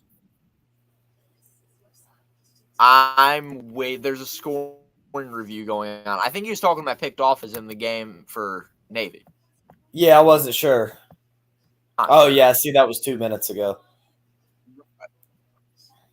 Right now, there's a scoring review going on. It's close. I think he was in, though. In the OSU. Yeah, it was really close. Let's see. Is he down? Not down there. My TV just froze. He was down. Call reverse. Oh, yeah, that's a good shot right there. Barely down. Yeah, that was close. So it'll be but first good and call goal for from Nebraska, Conrad. literally like 4 inches from the goal line. If they can't score here, then I'm about to say, they've got 4 down. So if they don't score, that'd be pretty depressing. just get behind Raiola and just push him straight across. The Exactly, push play this one. is legal in college football. Yeah, they're just going to run it to the back, and he's I'll gonna be right jump back. I'm over going to grab some everyone. food real quick. Easy touchdown for Dante Dowdle, as Lincoln will be right back. But Dowdle there with a great rushing touchdown. And yes, it is an upset alert in Columbus. Nebraska leads Ohio State. This is big, folks. This is big.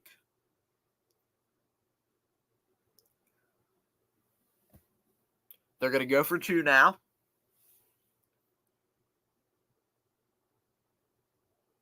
And it is complete. Nebraska up 17-14, a field goal lead over OSU.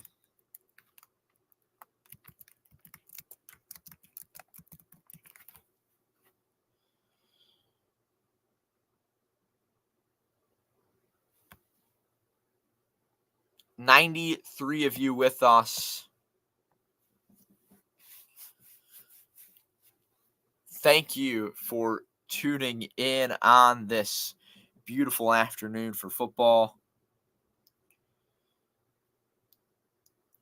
Enjoying this fun game in Columbus. Of course, watching the Notre Dame Navy game as well. A lot of game left. Yes, a lot of game left here.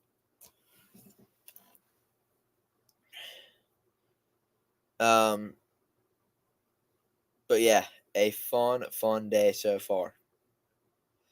Folks, give your thoughts in the comment section. Let us know your thoughts. Make sure to subscribe to American Football Network. Subscribe to The Football Expert.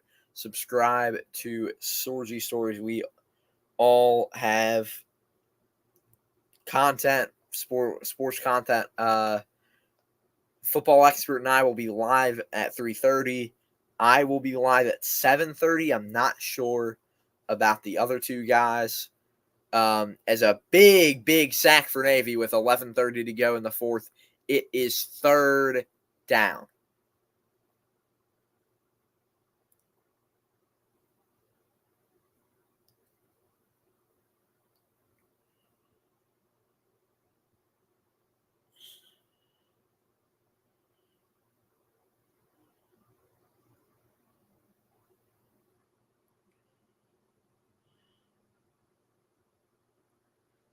First and 10, though, for the Irish.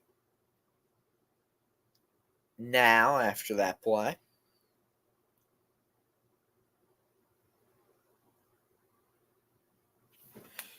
Yeah, Brady, and now you raise the questions of what is the Ohio State-Nebraska, or excuse me, the Ohio State-Indiana game going to look like there? Now, after a nice run from the Irish, they make it 2nd and something there. A loss is a loss, Michael. Like, just at the end of the day, like you can't get too mad over. I mean, I hate to say this, but at the end of the day, like, it's a game. Like, when my teams get eliminated from the playoffs, like, I'll give, for example, the Brewers, right? I'm a diehard Brewers fan. You can see it in my profile picture.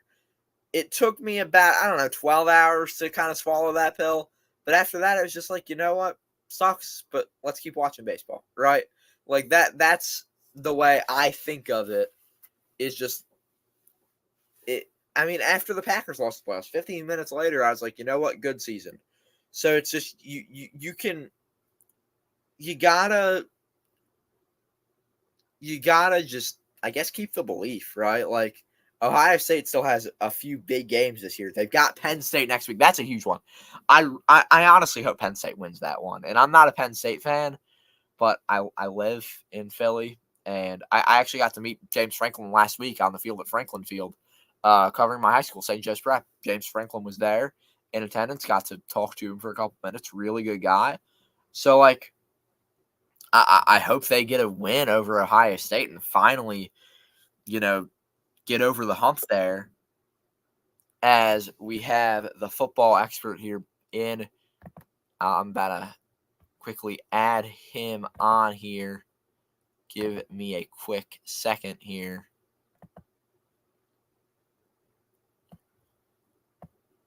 As I look to do this momentarily, as I just try to get us all set up here. 3rd and 6 right now for the Irish.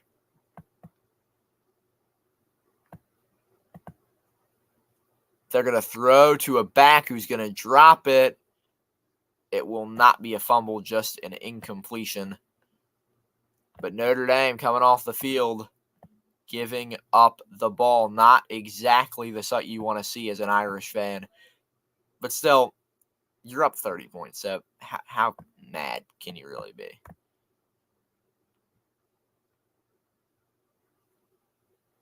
Okay, let's see. Just got to adjust a couple things, and then we'll be ready to get back here with the action, and we are good. As Notre Dame will punt that. Reichle, you there?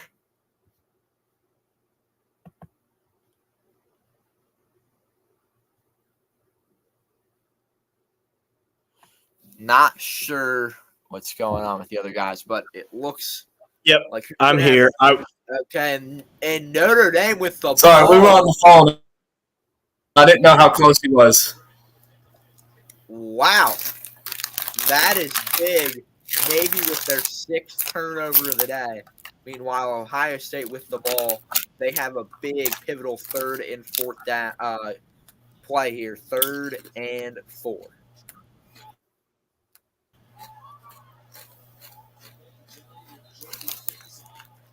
And Navy just gave that one up. Yeah. Navy's giving all of them up. Yeah. Ohio State, though, with the ball at the 35-yard line here, looking to get, the 33-yard line here, looking to get into the And me and Reichle were talking. If Ohio State loses this game, they're out of the conference championship. Yeah, I think so. I mean, obviously there's a world where they just come back guns a-blazing and beat Penn State, but I wouldn't expect that if they lose this, just with how poor they're looking. But even so, Penn State would still have to lose 2 games. True. That's very true. So 4th and 1. This is huge right here. 8:22 to go. Ohio State looking for their first 4th down conversion of the day at the 30-yard line. They put a man in motion. Going to throw to the right. Do they have a man? Yes, they do. 1st down at the 25-yard line. Clock ticking.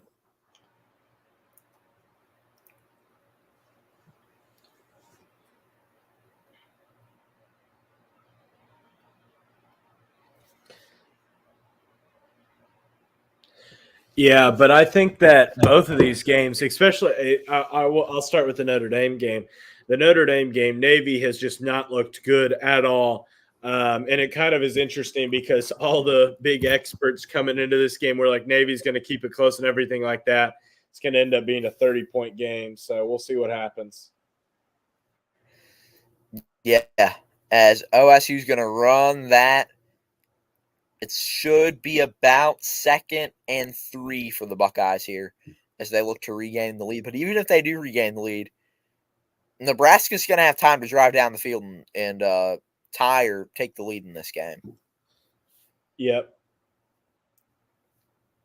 Well, they probably won't be able to kick for the lead because if Ohio State gets 7. Yeah, exactly. Unless they were to miss the PAT or something like that. Yeah. It's going to be a run by was that the quarterback around there? Yeah, it was. So OSU pretty deep now in Nebraska territory. How about that? Will Howard there taking it himself. Beautiful fake down inside the 10.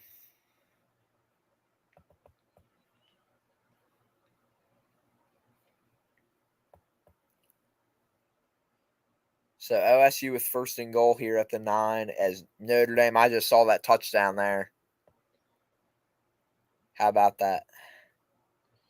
They've been playing well all day. Offensively, they've looked fantastic. Buckeyes touchdown. Quinshawn Junkins on the reception. OSU will be up 4 after the PAT. Yeah, your linebacker just got a little slip up there and just unable to recover. Yeah.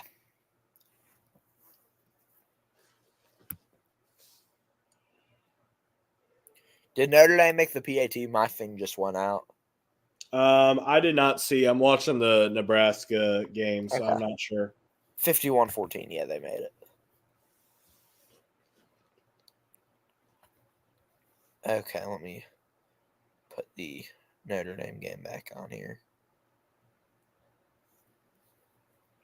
Rightly, I asked Lincoln for your prediction, but since you'll be streaming it with me, I'll ask you for yours. What do you think about this Missouri Bama game this afternoon? I think Bama is going to beat them. I just do not see Missouri being a very good team. They almost lost to Vanderbilt, and I get that doesn't mean like Alabama did lose to Vanderbilt, but Missouri played terrible against Texas A&M. I just don't think Missouri is a very good team. Yeah, I think I'm saying I think I said Bama wins by 10. I think that's what I said. I think it'll be kind of close, but not like supremely close.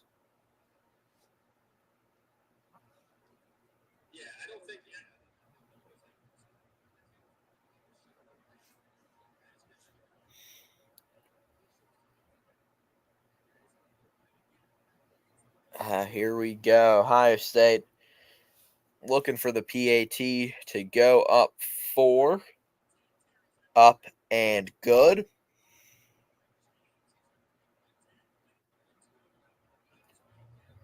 And Quinshawn Judkins there with the nice reception for the touchdown. So now looking, if I were to do, I pull up ESPN's scoreboard here, and I just copy my poll from last week and flip that over to this week.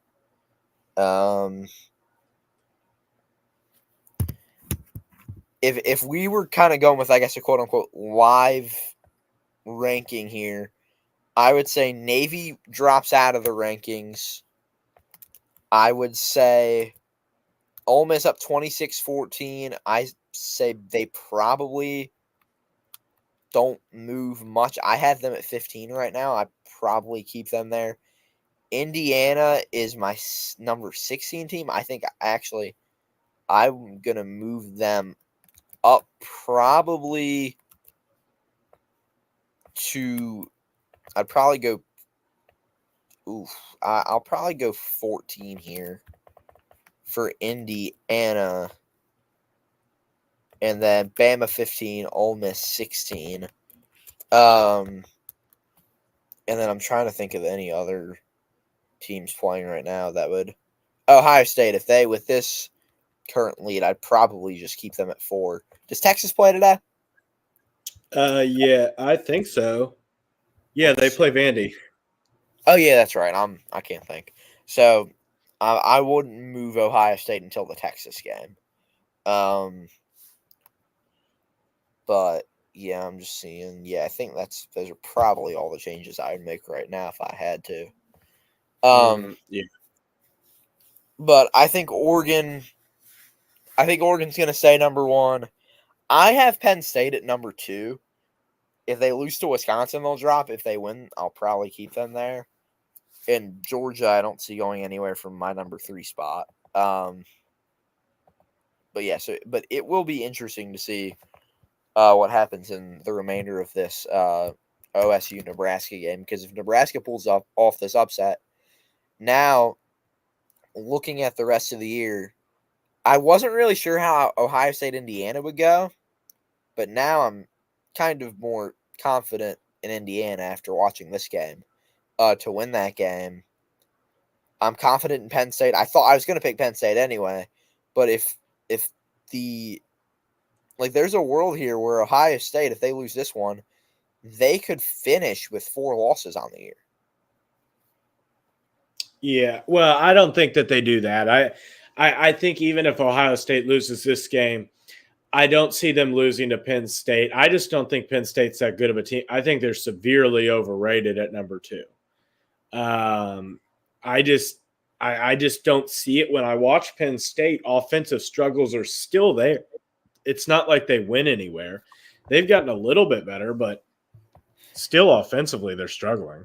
The only team they've played is Illinois, though, so it's like because they're undefeated, I feel like they deserve to be that high. But if they were to lose I'm not saying that they shouldn't be ranked 2 particularly. I think they probably should be ranked a little lower.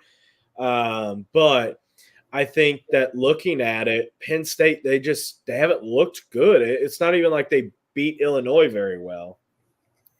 Yeah. Which I don't think is like a super big deal that you don't beat it like super well.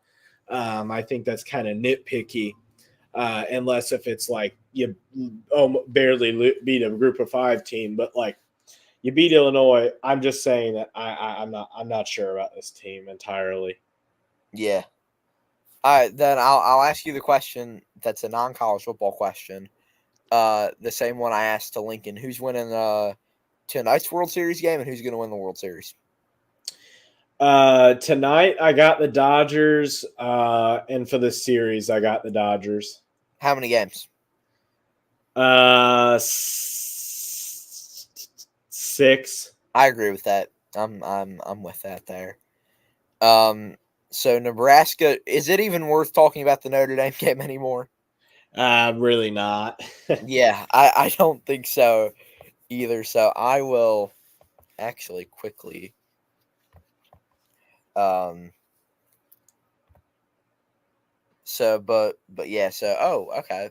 Oh, I do have the game. Okay. I'm just gonna flip my TVs. I'm gonna switch them out here.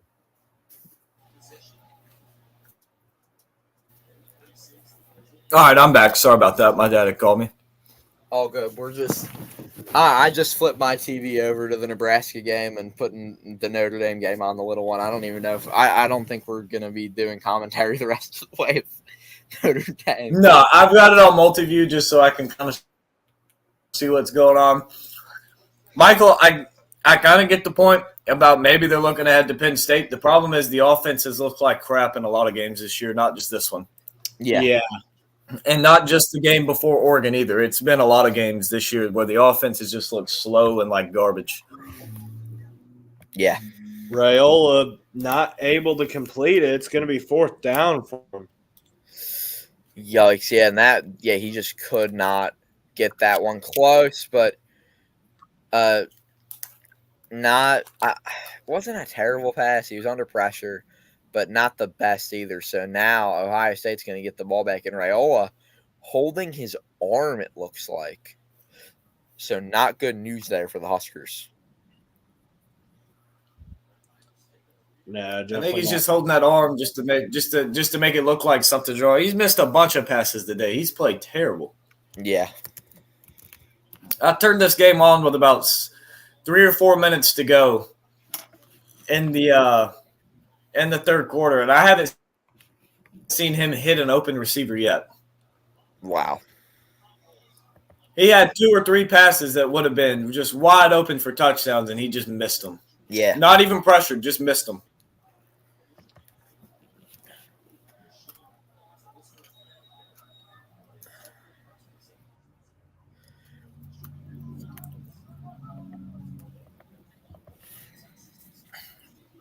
For a minute there, before Navy got 14, it was looking like they were going to turn the ball over more times than they scored. Yeah. Yeah.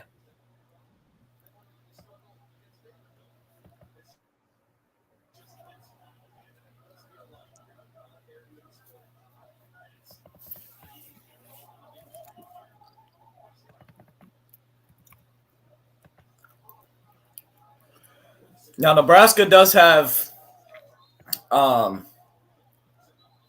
they do have 3 timeouts, so that could play a part. Yeah.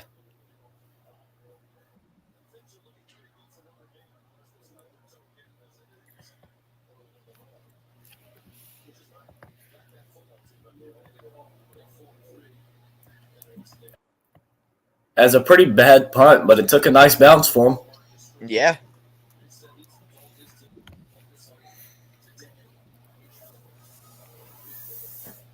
Does someone have the scores here? I'll pull them up to the other games going on around college football.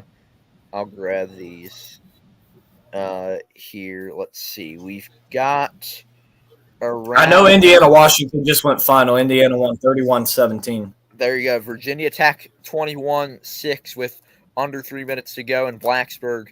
Meanwhile, in Oxford, it is Oklahoma with the ball deep in their own territory, down 26-14 to Ole Miss. It is North Carolina 41-14 over Virginia in Charlottesville with 5 minutes to go. Arkansas 41, Mississippi State 16 with 4:40 to go in that one. A good group of 5 game. Georgia State 16 against App State's 18. That one in the third quarter. In Boone. And, of course, Ohio State 21-17 over Nebraska right now.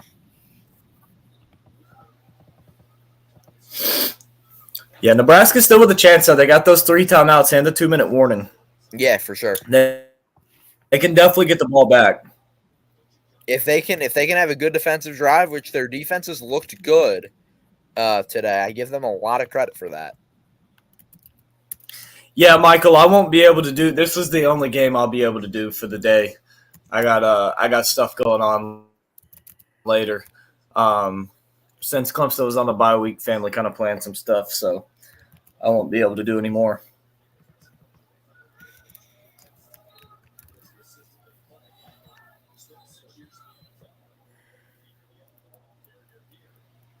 So what do you guys think of this first slot of games here? What's been like the most interesting outcome that you think?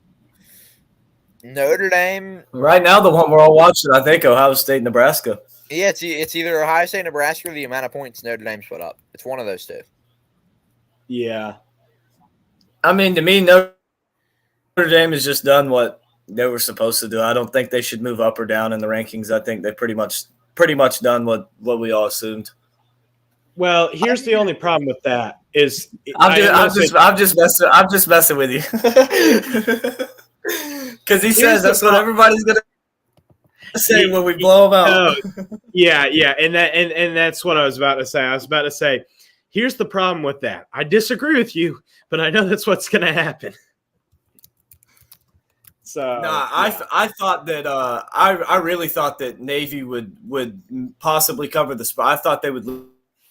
Everybody thought Navy was covering the spread. I didn't see a single person on ESPN, on CBS Sports, on anybody or Fox pick Notre Dame to cover the spread. And maybe I'm just missing some people that they did, but I didn't see anybody. I just didn't expect Notre Dame's offense to come out and look this good. I'd agree. Yeah, with that, they really did look impressive today. I thought they looked impressive. I was excited about it, and they did some good stuff, to be completely honest. Yeah, it looks like a man down on the field in Columbus. So breaking the action, 3:47 to go. Nebraska with 2 timeouts, Ohio State with 3 here at Ohio Stadium. 3rd and 9 on down and distance here. You would need a touchdown if you're Nebraska. Yeah, there's enough. Ohio State still has all their 3 timeouts, so that's also important to remember. Yeah. Yeah, 3rd and 9, and you call your first time out. I mean, this is what you hope for Nebraska defensively. Yeah, they still have a really good shot if they can get a stop here.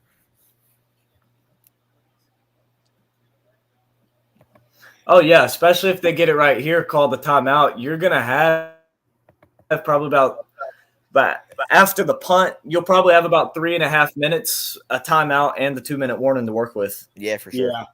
Well, honestly, you got to make sure that you don't give too much time to the opponents. Honestly. No, yeah, for sure.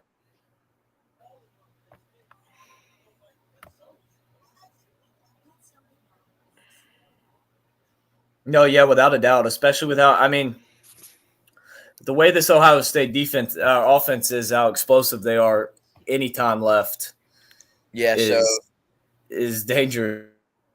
The Ohio State lineman being very slowly walked off the field here as he is moving at a really slow pace. Hope he's okay. Which is not good for them considering some of the injuries they already have at O-line. Yeah, it's not a good, not looking great, I would say, for OSU here.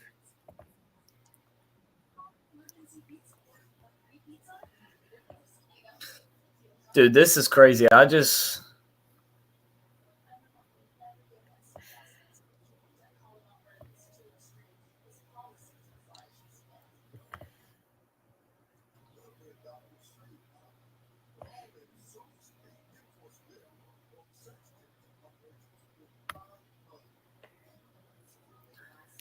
was logging back in to BetUS to see my other pick, and dude, you can bet on who's going to win the presidential election. You can bet on anything. That's insane. I saw one guy. It was something you could bet on if Costco was going to change the price of their hot dog meal. That's by the end of 2024. They haven't changed it since it's like 1950 or something like that. Wow.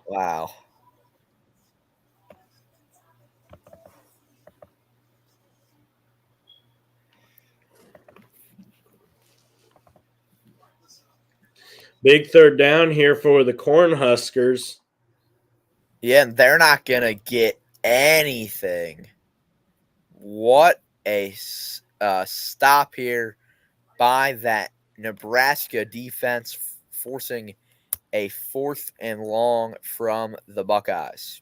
Yeah, I have no idea what that play call was. I was about 10 seconds behind you, and I was like, I didn't know what was going on, and I see it, and I'm like, that is not what I would have called this. There was terrible blocking, and yeah, there was just a trove of defenders.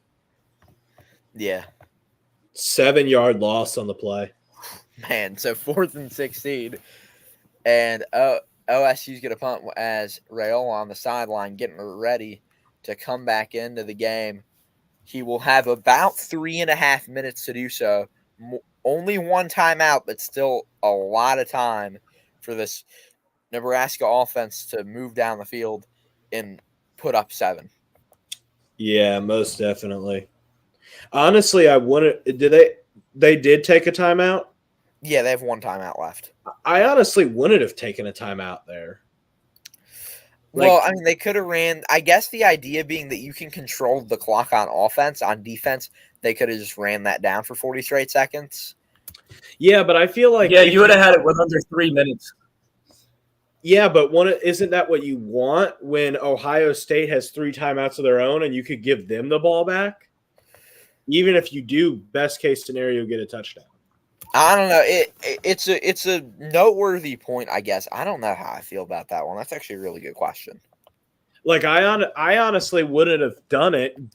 Got under 3 minutes because you're gonna have 2 timeouts, the 2-minute warning. So you have 3 timeouts, and 3 minutes to do it. I don't see the benefit in calling a timeout there, personally. But Raiola does get it to his man, and there's going to be a flag too, so it doesn't matter whether it's a completed catch or not. It's going to be PI, I assume, on the defense.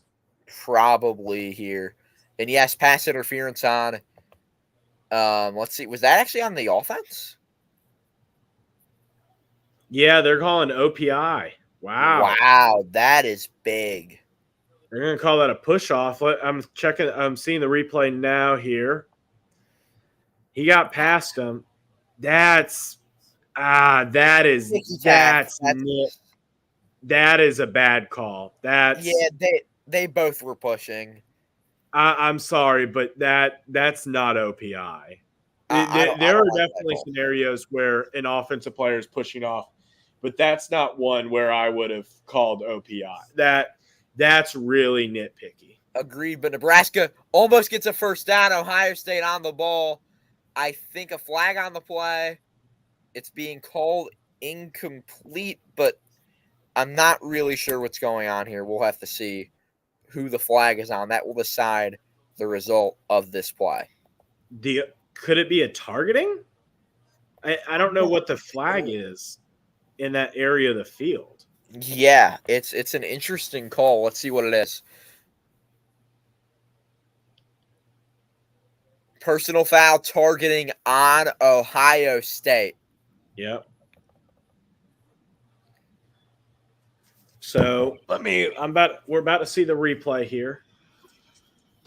That'd be massive because that'd be 15 yards and an auto first. Exactly. That would be massive. Let's see about the targeting call here.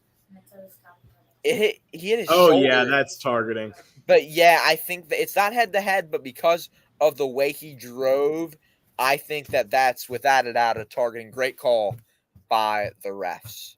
Yeah, that's targeting just based on he hit the upper part, because if he hits the upper part of the helmet or crown area, even if he doesn't do it with helmet, it still doesn't matter. Yeah, great description there. I don't know. To be fair, there are times where targeting's called, and then I'm like, I have no idea how that's not targeting, and then now we get targeting. Yeah.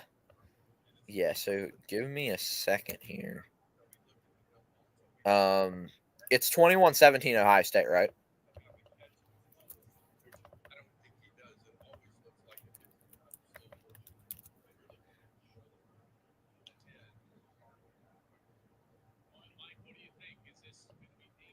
Let's see. Yeah. So it'll be a first down, obviously.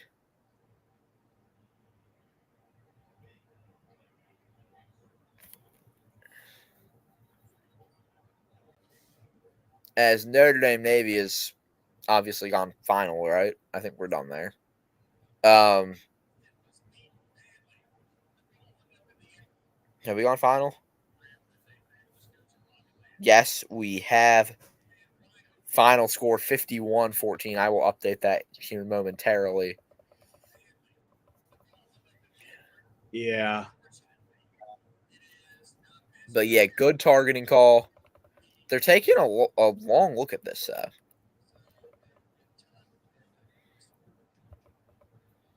Yeah, I think that this is going to finish OPI, or not OPI, targeting. Yeah, give me a sec here, as I'm just gonna. Sorry, I was watching the Anderson game as well, and no, you're good. There was a PI call there, so I was getting confused. Yeah, here I'm just gonna.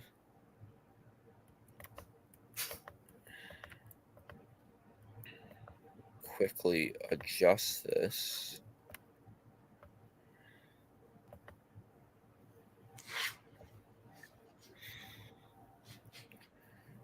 So what I'm gonna do here is just stick this right here. Okay.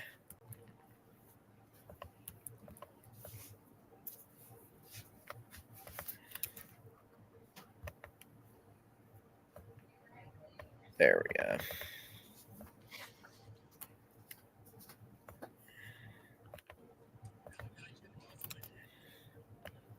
Just move that up there.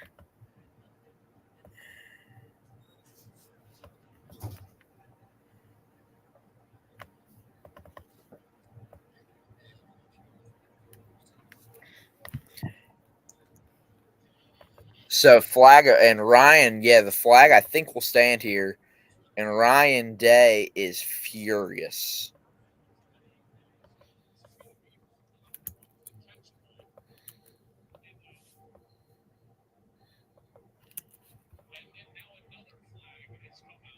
There's multiple flags out. Yeah, so let's see. I think they're going to call a flag on Ryan Day. And yeah, they will. He threw his helmet, or excuse me, his headset. So it's going to be another flag now on Ohio State. And if you're Ryan Day, you just cannot explode like that, as it is No. 1st and 10 now. They didn't give him a penalty. They just gave him a warning. But Okay. And then what's going on the Nebraska side? what do you mean? Are they just in a huddle? Is that what's going on? The entire team is huddled around there. I guess. And Ryan Day looking up to the heavens, just screaming at his players here, giving them some sort of pep talk.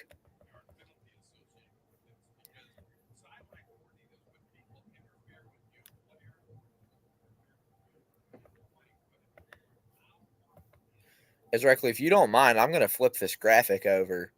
Oh, yeah, go right ahead. To Ohio State here. I'm just trying to listen to Pierre give this reasoning. Yeah. Lincoln, I know, had to dip, but appreciate him being on with us. And rightly, supposed to be in 4 minutes. It's going to be a little bit longer than that. We'll be live for the next game, Missouri-Bama. Yep. Which should be a fun one.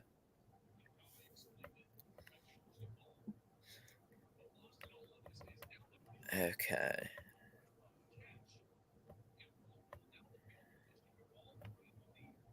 Yeah, so they're going to call it a catch and then the targeting.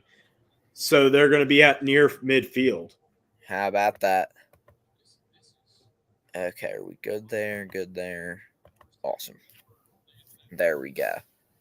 They're explaining it to Matt Rule here, and to be honest, I'm still confused.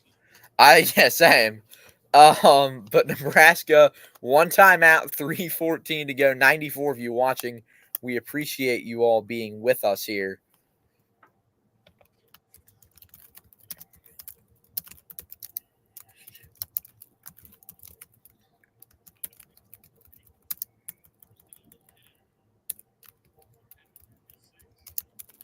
So I guess we just want to stick around for the rest of this Ohio State game? Yeah, 3:05 now left on the clock. First and 10. I've got 2:58, but another flag on the field. False start on Nebraska. 5-yard penalty, 1st and 15. Okay. Not what you're looking for. I do kind of understand it a little bit coming out of such a long break, but you can't be doing that. Yeah.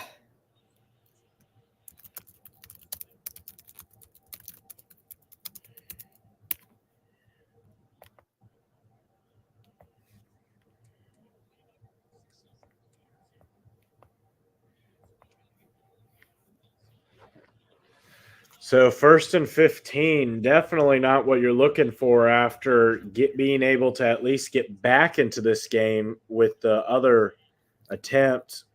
Yeah, so 2:32 to go, clock running. It is 2nd and 18 after a big stop. And Nebraska's going to need something big either here on 3rd down. I mean, here, if you're Nebraska, you're looking for at least 8 or 10 yards to try to put yourself in a decent 3rd down position. Yeah, this is not what you're looking for. A terrible screen pass as just, I don't know what the play design was. It was terrible. Yeah, so here we go. 2 to go, and this will – see, they get the play off. They're going to throw it to a receiver, and they did not get the play off. Just not in time. So 2nd and 18. 2 minutes to go in Columbus. Again, the Notre Dame game has gone final, 51-14. The final in Bloomington, 31-17, Indiana with the win. North Carolina over Virginia 41-14. Virginia Tech gets the dub against Georgia Tech 21-6. Maryland, Minnesota has just kicked off. Illinois, Oregon about to kick off. BYU, UCF about to kick off. Northwestern, Iowa. Wake Forest, Stanford, Oklahoma State, Baylor, Texas Tech, TCU. All kicking off at 3:30, as well as Missouri, Bama, which we will be live for momentarily at the conclusion of this one here in Columbus. And Ole Miss up 26-14 right now on Oklahoma. 4:32 to go in that one. Looks like Ole Miss is going to get the win. So Ole Miss technically still in the playoff conversation, right, Clee? Yeah, technically. Staying alive, but they're going to have to do a lot if they want to stick around. Mm-hmm. Oh yeah, definitely. Who do they still have to play this year? I know they have one tough game left. They still have to play Georgia, do they not? Georgia, yeah, that's it. They have to play Georgia. That's going to be a tough. They play them November 9th. Yeah, they got Georgia. They got Arkansas. They even got Arkansas on the road, which isn't an easy game. No, not at all. So we'll see. Yeah. Okay, that's good there.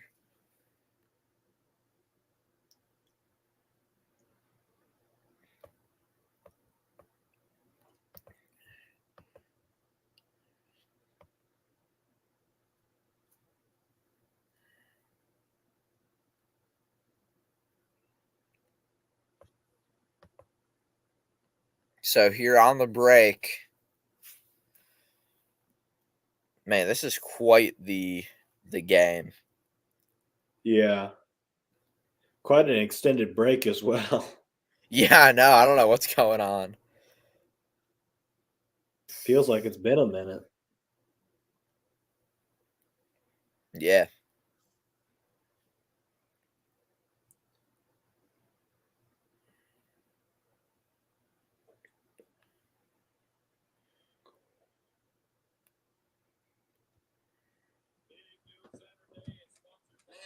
Looks like they are about to come back as we're seeing Oklahoma when they beat, Nebraska when they beat Oklahoma in 2001, throwing back to that one.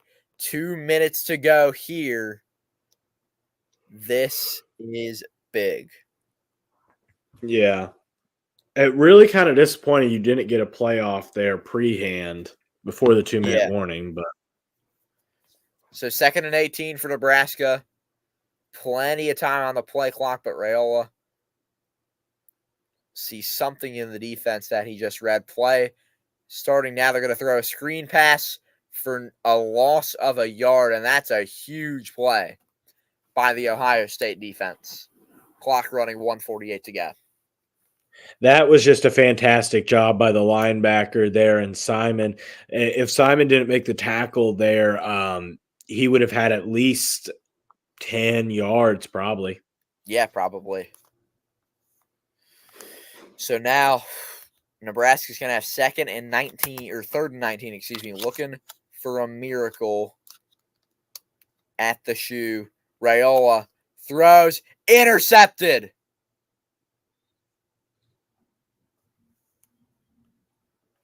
Ohio State takes over with 1:16 to go and will survive Nebraska.